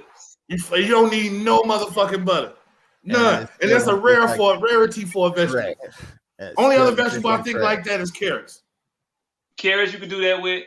Brussels sprouts you can do that shit with all day. No, I need some moisture on, bro. It needs to be something on the Brussels sprout. No, man. All I do is bacon grease. All I do is steam my Brussels sprouts. Gotta be some bacon grease or something on them motherfuckers. Hey, look. First of all, garlic is not a vegetable; it's a seasoning. Are greens considered vegetables? Yes. Still not in the they top five. actually mean, but fuck it. Man. God damn, nigga. Greens didn't make it, nigga. Yeah, nigga. Greens, nigga. And you ain't even gotta choose a particular green. We'll let you get away with a traditional black folk 3 green medley. Hey, look, it's collards though, and spinach is also the shit. Yes. No, nigga, you definitely gotta make all 3 of them. No. You make mustard and turnips together, but collards stand alone. No, you can make collards alone, but the real secret, and I ain't gonna be hipping y'all to my shit. You know, a motherfucker know how to cook when they put some cabbage in that motherfucker. Got all 4 of the leafy greens into the pot of greens. Hey, give you some cabbage sprouts into the greens, nigga. You put some rhubarb and some motherfucking cabbage into a pot of greens. You might just travel right back into slavery, right? You know exactly what your answer. You put a hog ass in that motherfucker. You know exactly what your great grandmama was eating one day. Hey, look. If you put a hog ass in there, you gonna be offensive. But I'm okay with the turkey neck. Turkey tail. I ain't doing the neck. I'm all right with that. Ain't enough fat content on the neck. You gotta use a tail. You can use a neck. Hey, you would not talk bad about celery. Hey, you would definitely not talk bad about kale, nigga. That's the only motherfucking vegetable you can make into an official chip. No, you can't. It's not an official chip. It tastes like piss. No, I'll tell you, you ain't bought the $79 ones from Whole Foods. Now, what about $79 kales? Nigga, hey, look, you ain't bought the $79 ones from Whole Foods. Them motherfuckers off the chain. When I went raw vegan for that month, nigga, them motherfuckers was a hit. You saw some shit. A hit. They was $112 per ounce, but them motherfuckers was a hit.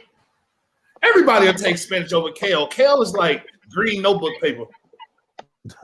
That's why it chips so well. You could turn it into a chip because it ain't no moisture in them motherfuckers. That shit is horrible. Yes, I am still selling sea moss, and no, it doesn't taste like ass. We have perfected the unassing of the sea moss.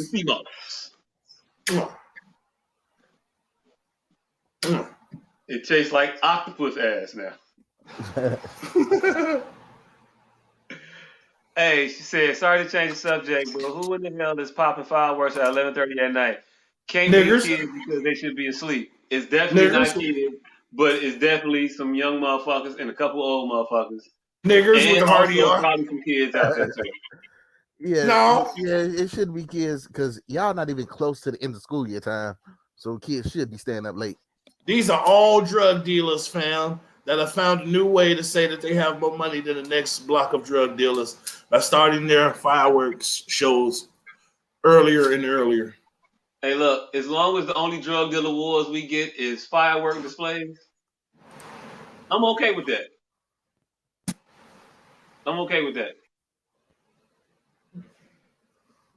And why are drug dealers popping fireworks? To show off the amount of money they have just to bullshit. It's like, I would like a cigar with a $100 bill, but then you all won't see or hear it. And that is exactly it, nigga. Nigga see you paid in full one too many goddamn times. One too many. That's all. That's it. Yep. Yeah. But good conversation on culture. Yeah.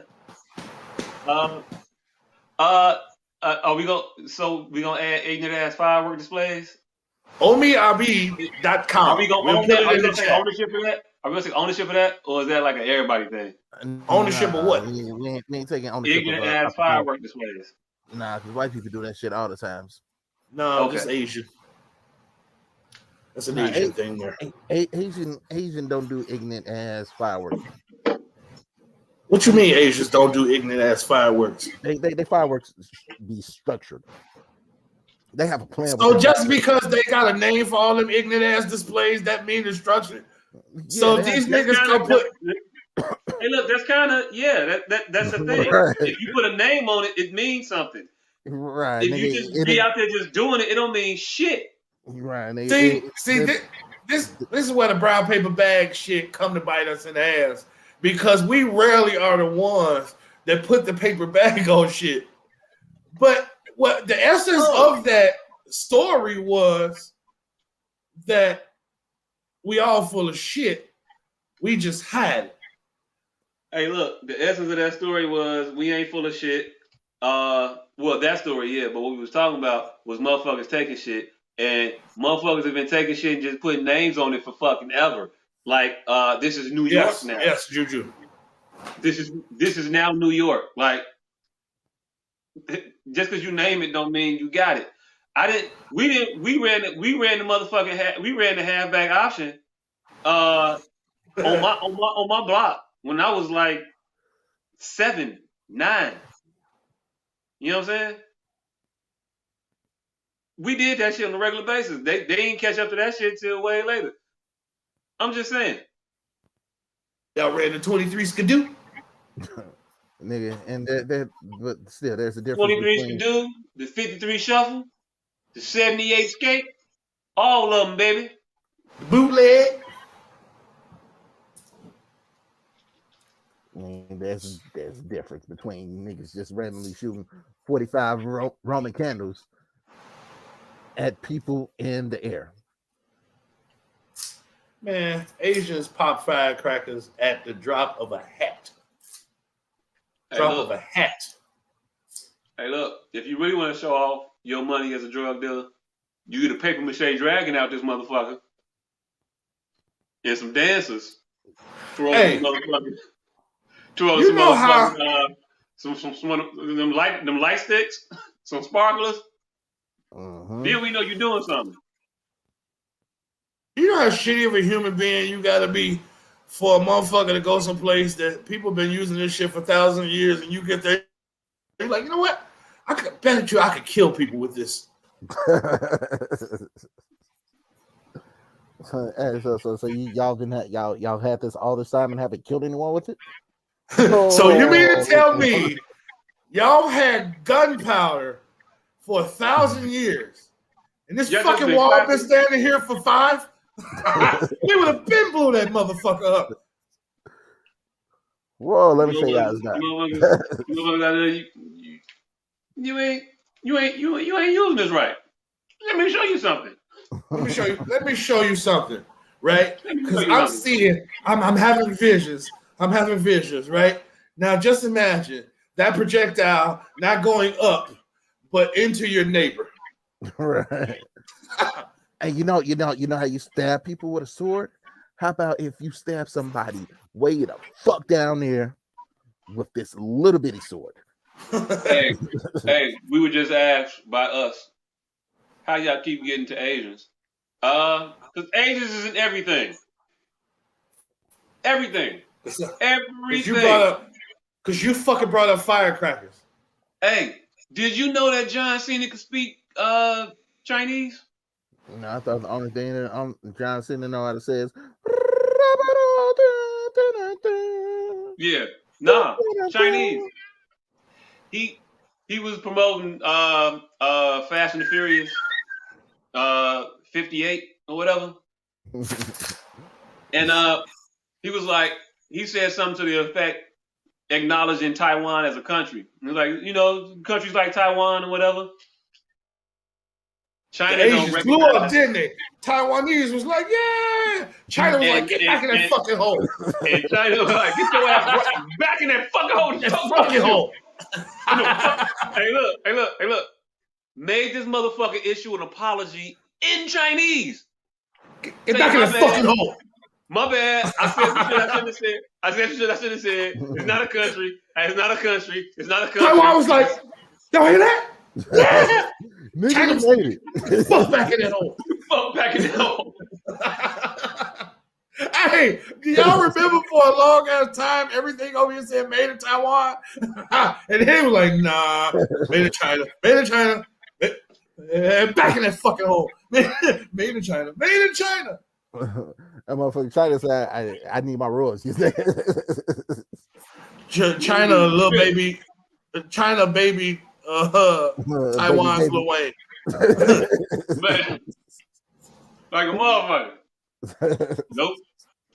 Yeah, so yeah, you gonna get geopolitical commentary also on the S.O.S podcast. That's what we do. That's why it's a big ass globe on the logo. Bet you didn't expect worldwide, baby.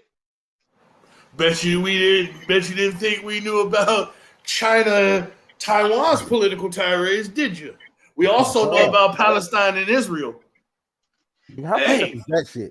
Like, how fucked up is that shit? How fast that happened, nigga? Hey, look, nigga, they took the country in 30 years. You send a couple indiscriminate ass missiles. I'm destroying your hospital. No, that's not what I'm talking about. The Palestinians were amicable as fuck. Are y'all displaced? Come on. nigga, it's like you own 100 acres and you see 6 homeless people living in the woods somewhere far off, and then next thing you know, they throwing missiles at you and claiming it as their home. No, it's like you and Inglewood. Y'all invite 6 motherfuckers into Inglewood, give them their own little place of Inglewood, and they just start bombing your ass. Wait. First of all, they start hitting you with rocks. They start hitting you with rocks, and you thought they were playing. Stop playing. Serious. Nah, stop playing.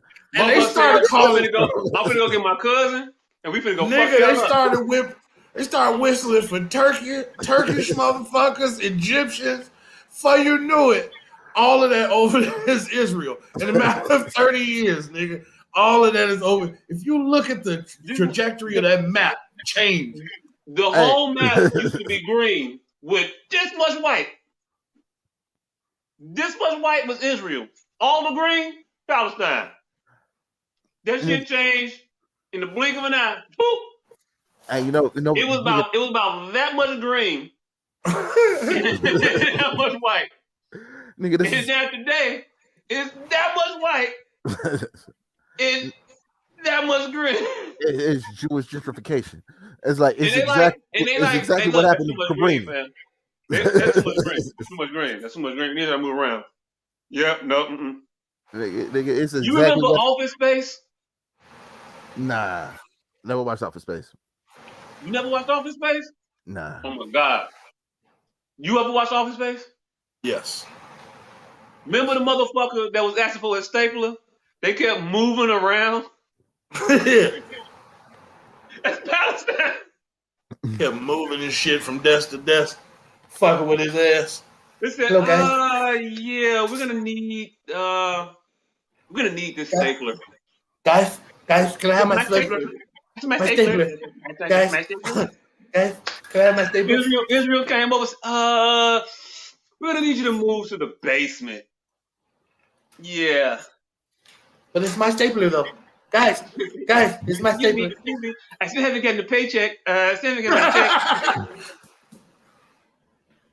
I still haven't gotten my money. What the fuck? Palestine looking around like America just told Israel, hey, look. Hey, what up, fam? 38 billion. Palestine is there like, it's our land. I was supposed to get my check. I haven't got my check. I don't get nothing. Where's mine, Joe? Where's mine, Joe? Nigga, it's gentrification. It's like, hey, as soon as you see a Whole Foods pop up, it's over. I don't know what the Jewish version of Whole Foods is. Hey, look, but they put one of the motherfuckers in. You about to get gentrification fucked up. Don't refer to that as gentrification. Okay, it's gentrification with missiles, nigga. With missiles. The Jews. I'm just saying, I don't know. That shit sounds eerily close to the Jews and the Gentiles, and Hey, look, it's gonna be over. Where did you come from? Where did you go? It's gonna be over. Hey, look, I don't know. Maybe is that anti-Semitic? Yeah. Nah, nigga. They took a country, nigga. Hey, I just found out today that Antifa stands for anti-fascist. We're all fucking Antifa. Everybody should be Antifa. Hey, who's the pro-fascist?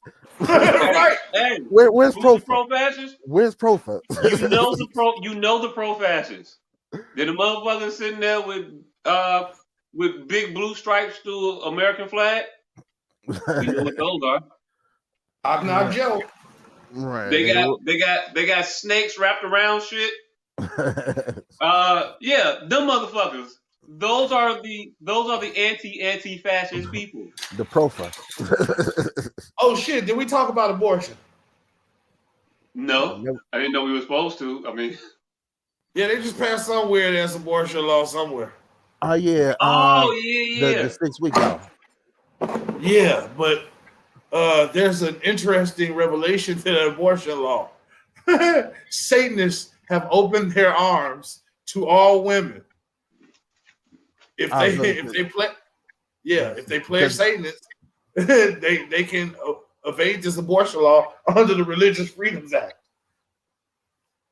So the Satanists have pushed out a memorandum to all women on earth, become Satanists, and do what you want with your little bastard baby. All you wayward hoes. Become Satanists and do what you want with your bastard baby. Make music.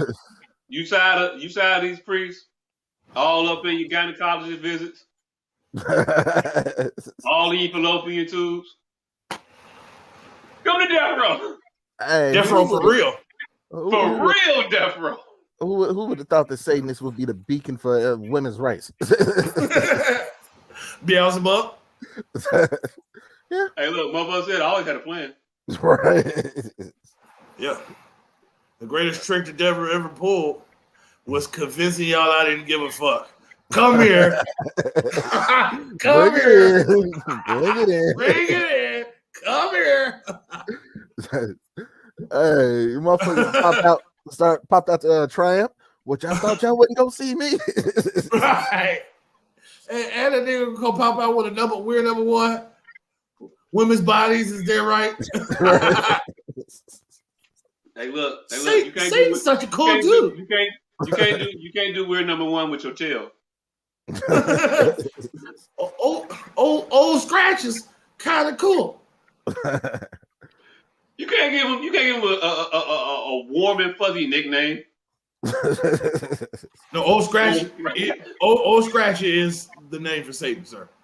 It's one of his many names. Yes, it is. Old scratch is one of them. That sounds like some shit you named your grandfather's beard or something. No, Google it. Old scratch.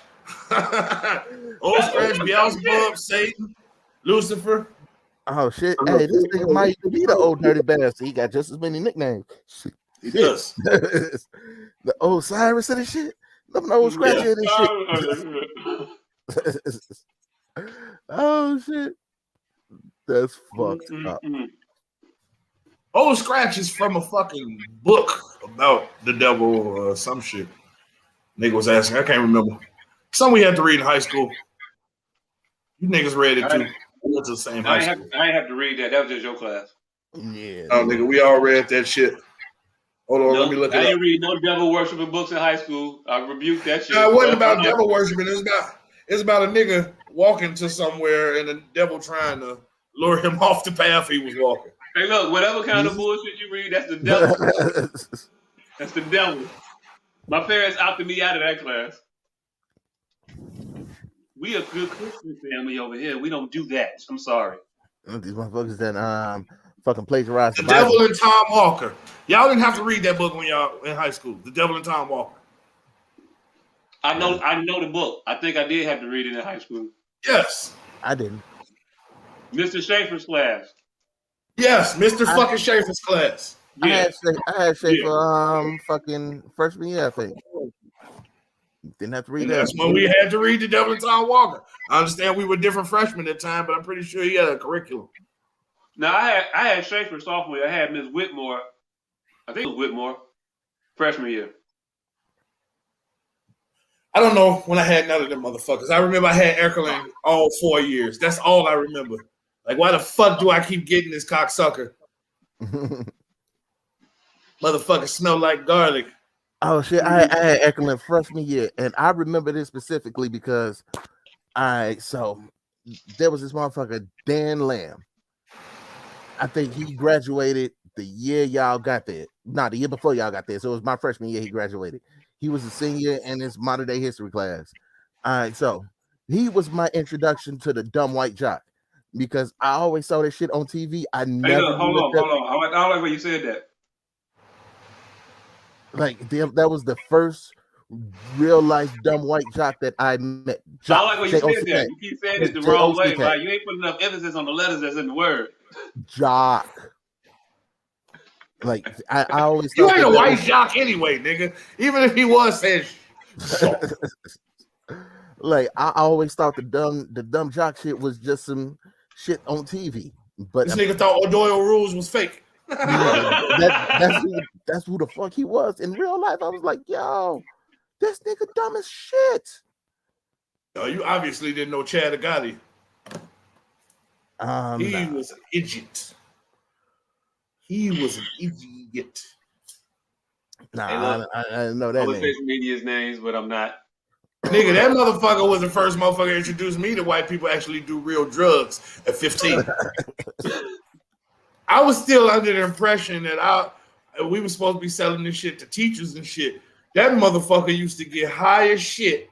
Like, put them garbage bags on. Fam, I watched that motherfucker do 2 lids of acid, pop a fucking shroom tab, snort some coke, and then run up the stairs trying to make weight. Hey, look, that's how you got to make weight though. Sometimes. He obviously made weight because he was like state champion or some shit that later that day. I think city champion. Whatever, something. I think he placed this city. He placed this city. I think. I don't know. I know that white boy was huge and he looked 40, but he was our age. And yeah, white boy doing real drugs. And then the next year, his brother Chad Agati came in that motherfucker. He was the less drug user of the two. Mm-hmm. Yeah.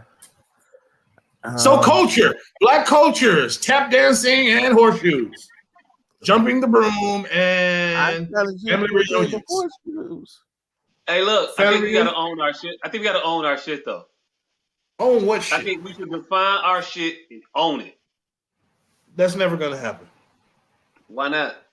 Because we've gotten not we, some of us like the attention they get from always being at odds. And therein lies the loaded question and the unwillingness to respond to the loaded answer. Right. Because if I respond to your loaded answer and acknowledge, like, okay, well, what can I tell you about what I like about being black without sounding like a fucking racist? You see, but you can't in that converse because you're speaking from a place of lack. It's like a fat person can always talk about being attractive in their regard, but if a skinny person does it, it's seen as arrogant. It's because they're speaking from a place of power. So it seems verbose, it seems arrogant, it seems cocky. But all of those words are from the viewpoint of the listener, not necessarily from the speaker. And that's the hurdle we need to get over. Like everything isn't arrogant if it's true, just because I'm the motherfucker that said it. Is right. But I do get the converse to that.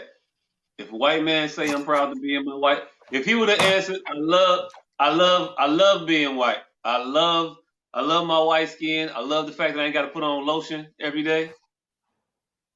You know, shit like that. If he'd have said that, I mean, he could have PC'd it. He could have said something that would have smacked Mark Lamar Hill's ass upside his head because he was looking for him to deflect and run from the question. That white man could have said, I like the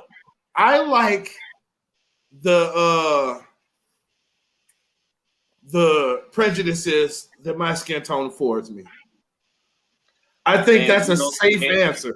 And he gonna sound like an asshole saying it. That's not a safe answer at all. So you like the privilege you get when you so you like the fact that yeah. No, I don't like the prosecution or the persecution of everybody else.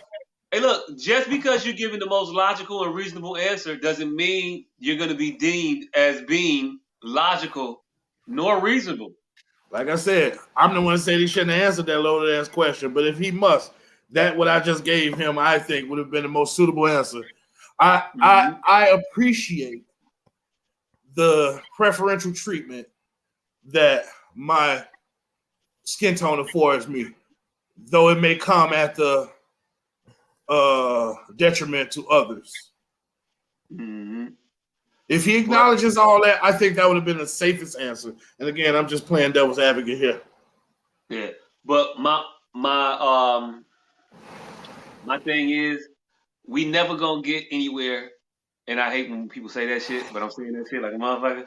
We ain't never gonna be able to get nowhere if we don't. Like, this is the only thing we gotta do. And that'll be it. Here's the key. But we gotta start to embrace the shit that makes us us. And we gotta start to do that shit publicly. We like chicken. This shit's delicious. Everybody likes chicken. Right.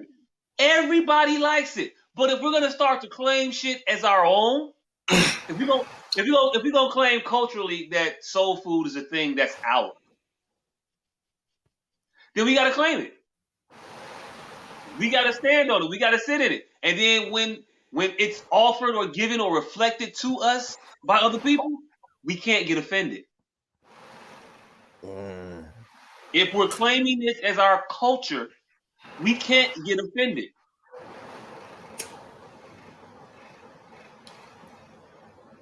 But see, I don't think anybody's ever been offended in soul food. Nah, niggas been offended by chicken and watermelon. Yeah. Yes, but those were used in offensive. It was used in offensive advertisements. Like there's a root to that.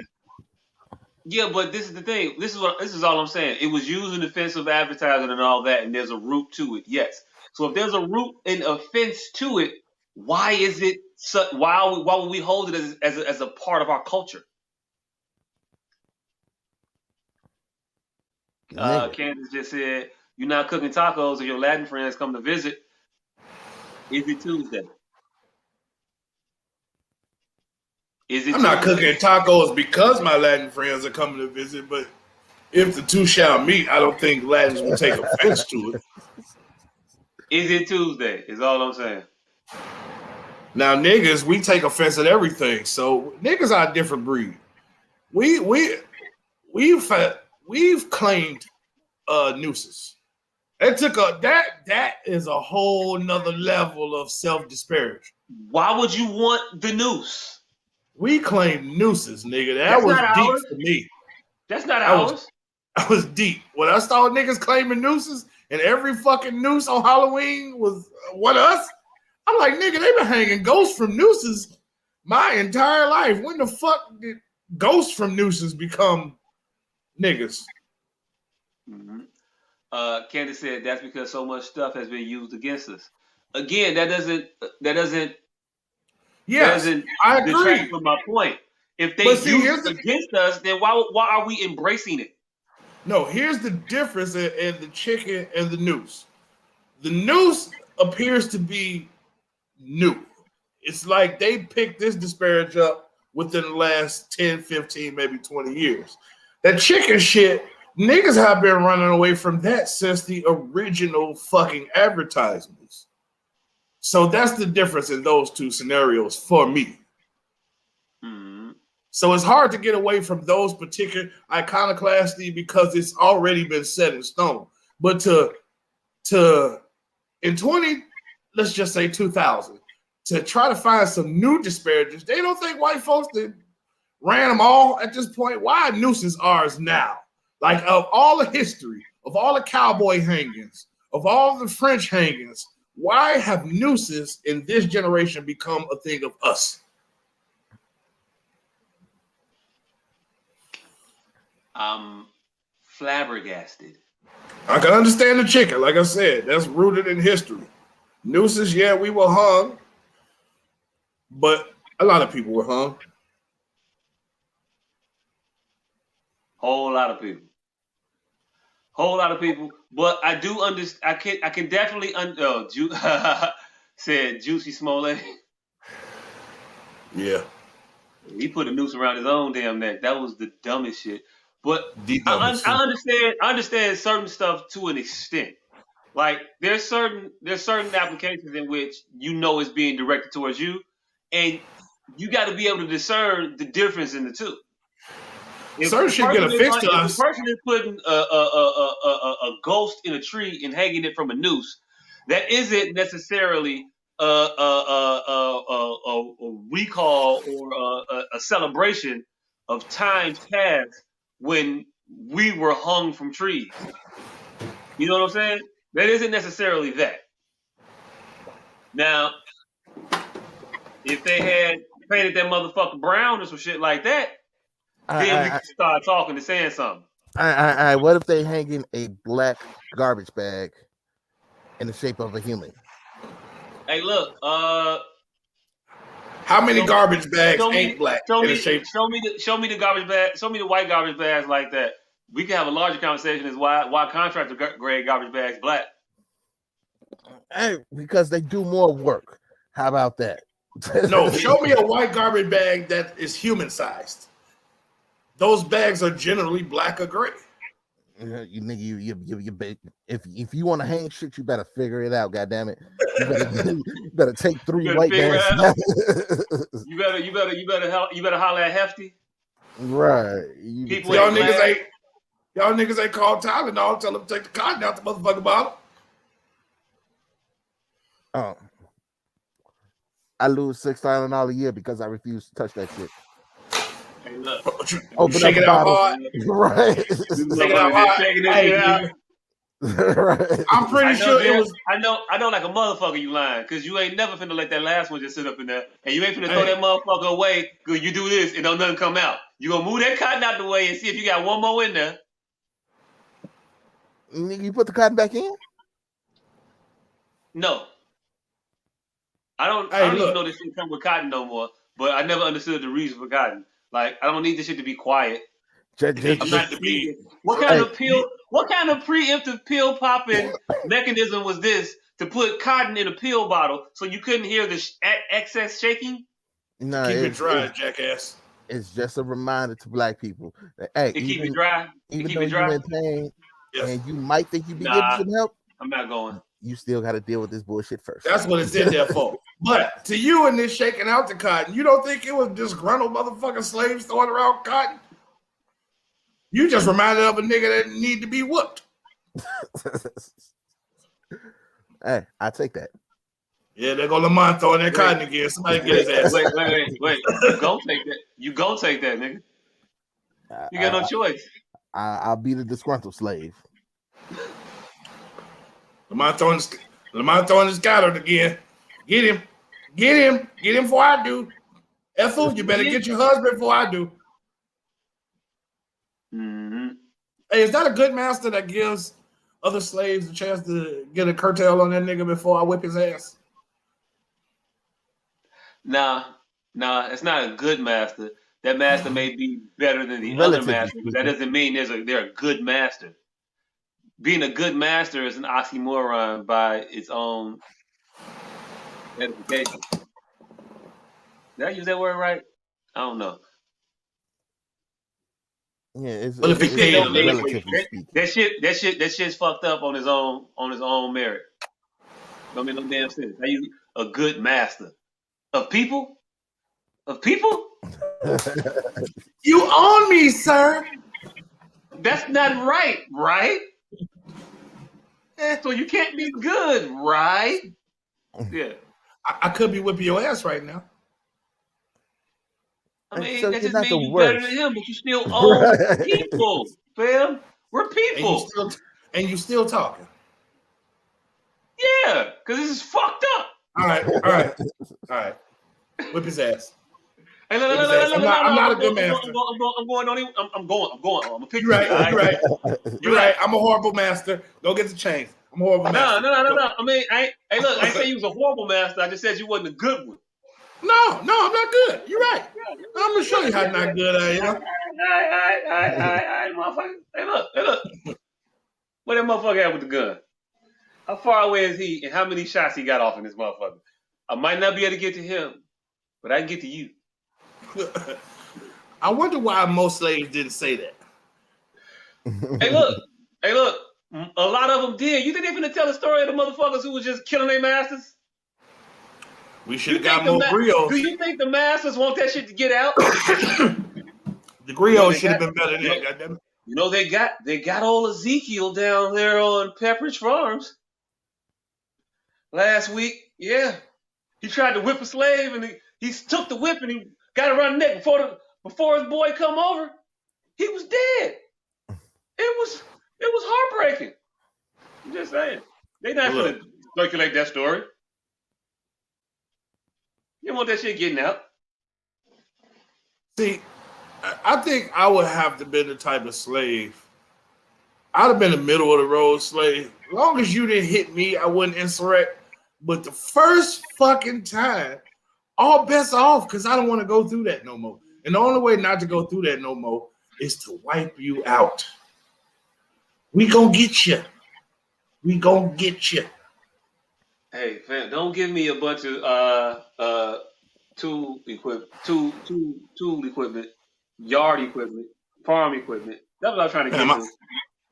I'm trying to get there. Hey, it's late. I'm trying to get to a word like motherfucker. Don't give me a bunch of farm equipment and expect me not to smack you in the back of the head with this shovel. Fam, I just don't see the logistics of us not fucking up at least 9 plantations before somebody get word of this shit.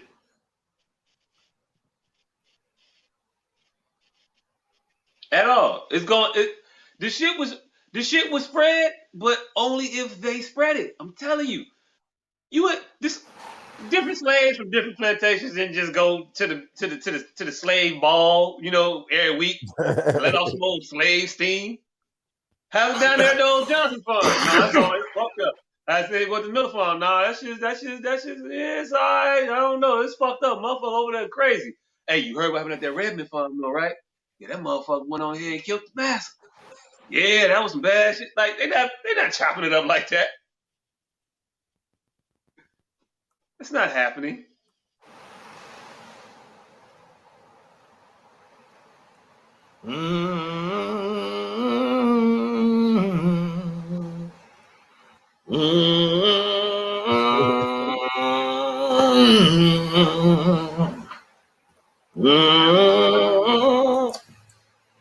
Hey, it is too easy to hum Negro spirituals. They ain't even gotta. You gonna touch souls, nigga. I'm about to start doing that. I'm just start humming Negroes, just Negro sounding shit. See if I can get youngsters. Yeah, I don't know what that sound just was I was just making, but it touched y'all, didn't it? It made y'all shut up. There was a certain reverence going around the air. Hey, look, I was already off. I was already into a whole different, and then you start. I mean, hey, look. I don't think you want to be comfortable with telling another motherfucker that your humming make them feel at ease. I'm just saying, you don't want your humming to connect with another nigga. I don't even think it's gonna make it at ease. It's gonna connect with that restless spirit. Make motherfuckers revolt. Hey, look, you don't want your humming to connect with a nigga's spirit. That restless spirit and the revolt. No. Hey, I'm willing all the pauses in the world, sir. If I can gain some ground. Oh, okay. That was just all right. Power to the people. all power to all people. Nigga think he made change gonna come. Nigga think he hit the remix. Change gonna come. Change You done ain't an came. Isaac, brother. Change done came and went. Changed and went. Motherfucker think he BB Winans. What the fuck is you, Ron O'Neal? Fuck you think you is, Ryan O'Neal or something? Shit, no. Said I pay your monkey ass when I feel like it. Oh yeah. Think he Curtis Mayfield over here? Nigga, you ain't no Donny Hathaway. Hey, hold on, Tab. What the fuck you doing? Put the gun down. Nigga, you owe me some money? Hell no, but here you go. That was the most realest nigga reaction. I don't think that was in the script. Oh, that definitely was. That was definitely our That was ad-lib. Yeah, that was definitely that nigga in the dice game that almost got shot up before. Hell no, but here you go. All right, that nigga had flashbacks of corner 8th and Jackson from 1987. Tap. What the fuck, man? That nigga know a motherfucker named Tap. Right. We're not even sure that was that nigga name in that movie. He was never referred to that by. Was he referred to that at any other point? Nigga, that was the only point he was in the goddamn movie. It was Tap and then done.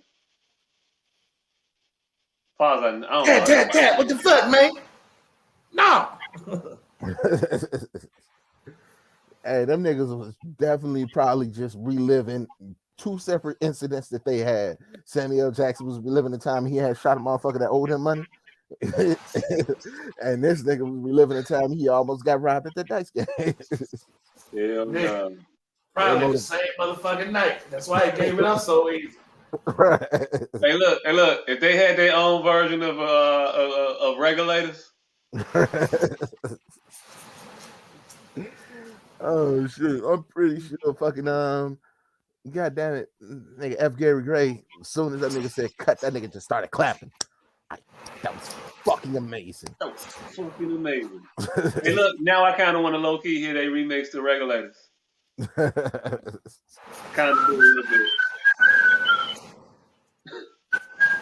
I don't know why Warren G was so happy to be a part of that song. Like, hey, nigga, you know you realize you look like a bitch for 75% of your verses, nigga. Now, what you talking about? Like, you popped up a random dice game. You got robbed.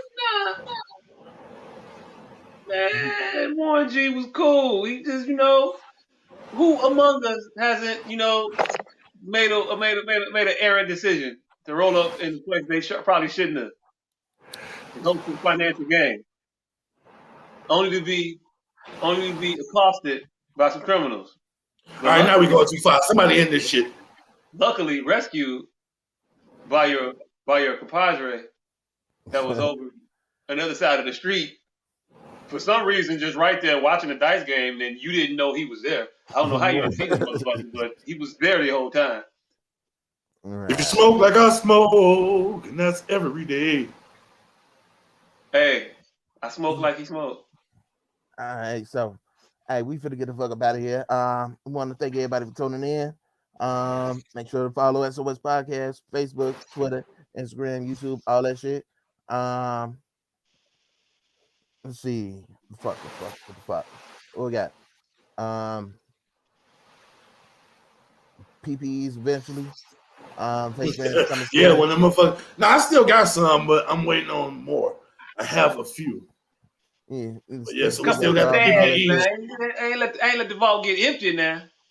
Hey, baby, you know me, baby. I ain't never gonna let the stash go dry. See, that's what the co-op is about, baby.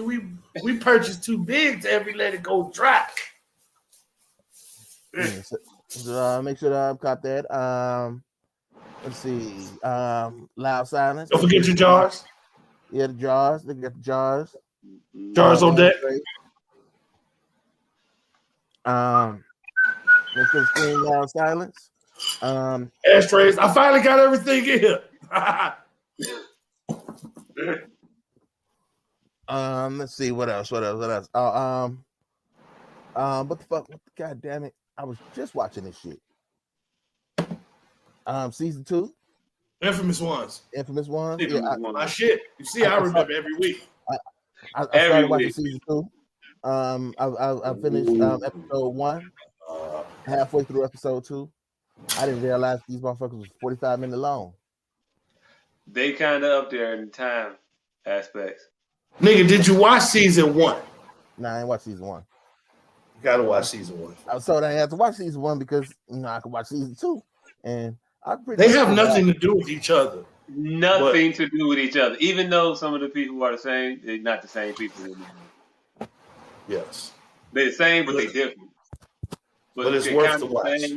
But just don't recall. It's better if you don't. Well, you should probably still watch season 1 because watch it, but don't watch it like season 1.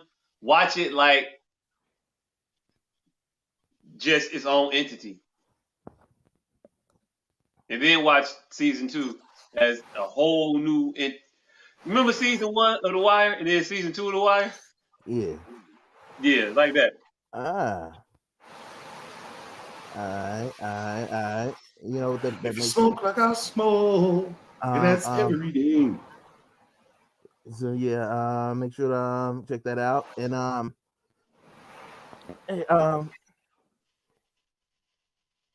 make sure to donate to Justice for V. I want to send a special condolences out to our girl Latoya Stats, the passing of her brother last week. If anybody know anything about the shooting that happened last week on 74th and King Drive, let somebody know. This is fucked up. This was a good motherfucker. Like, this nigga was out here helping kids and shit. Like, helping the fucking community. And he was fucking killed on some bullshit.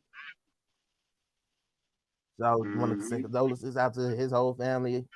And if you go to our Facebook page, you see a link to the GoFundMe that was established to try to help raise money for a reward for anybody who has any information to lead to them finding out what bitch did this shit. So yeah, go there, please donate. Special condolences out to him, to his family. And yeah, we are getting the fuck up out of here.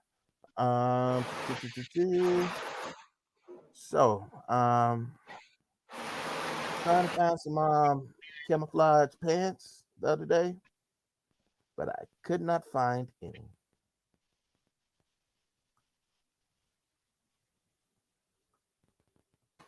Is that really even a pun? Were you supposed to finish that? Nah, that was it, nigga. That was it, but is it really even a pun? Wasn't it more like a quip? I was looking for some camouflage pants, but I couldn't find any. I was looking for some camouflage plans, but I couldn't see them. I didn't see any. That was better. Or is that, I couldn't find them. I couldn't find them. I guess they really did work. I don't know, something like that. But pun, maybe. I don't think that was wasn't it. That wasn't no pun. Do you know what they call a fat psychic? A fortune teller.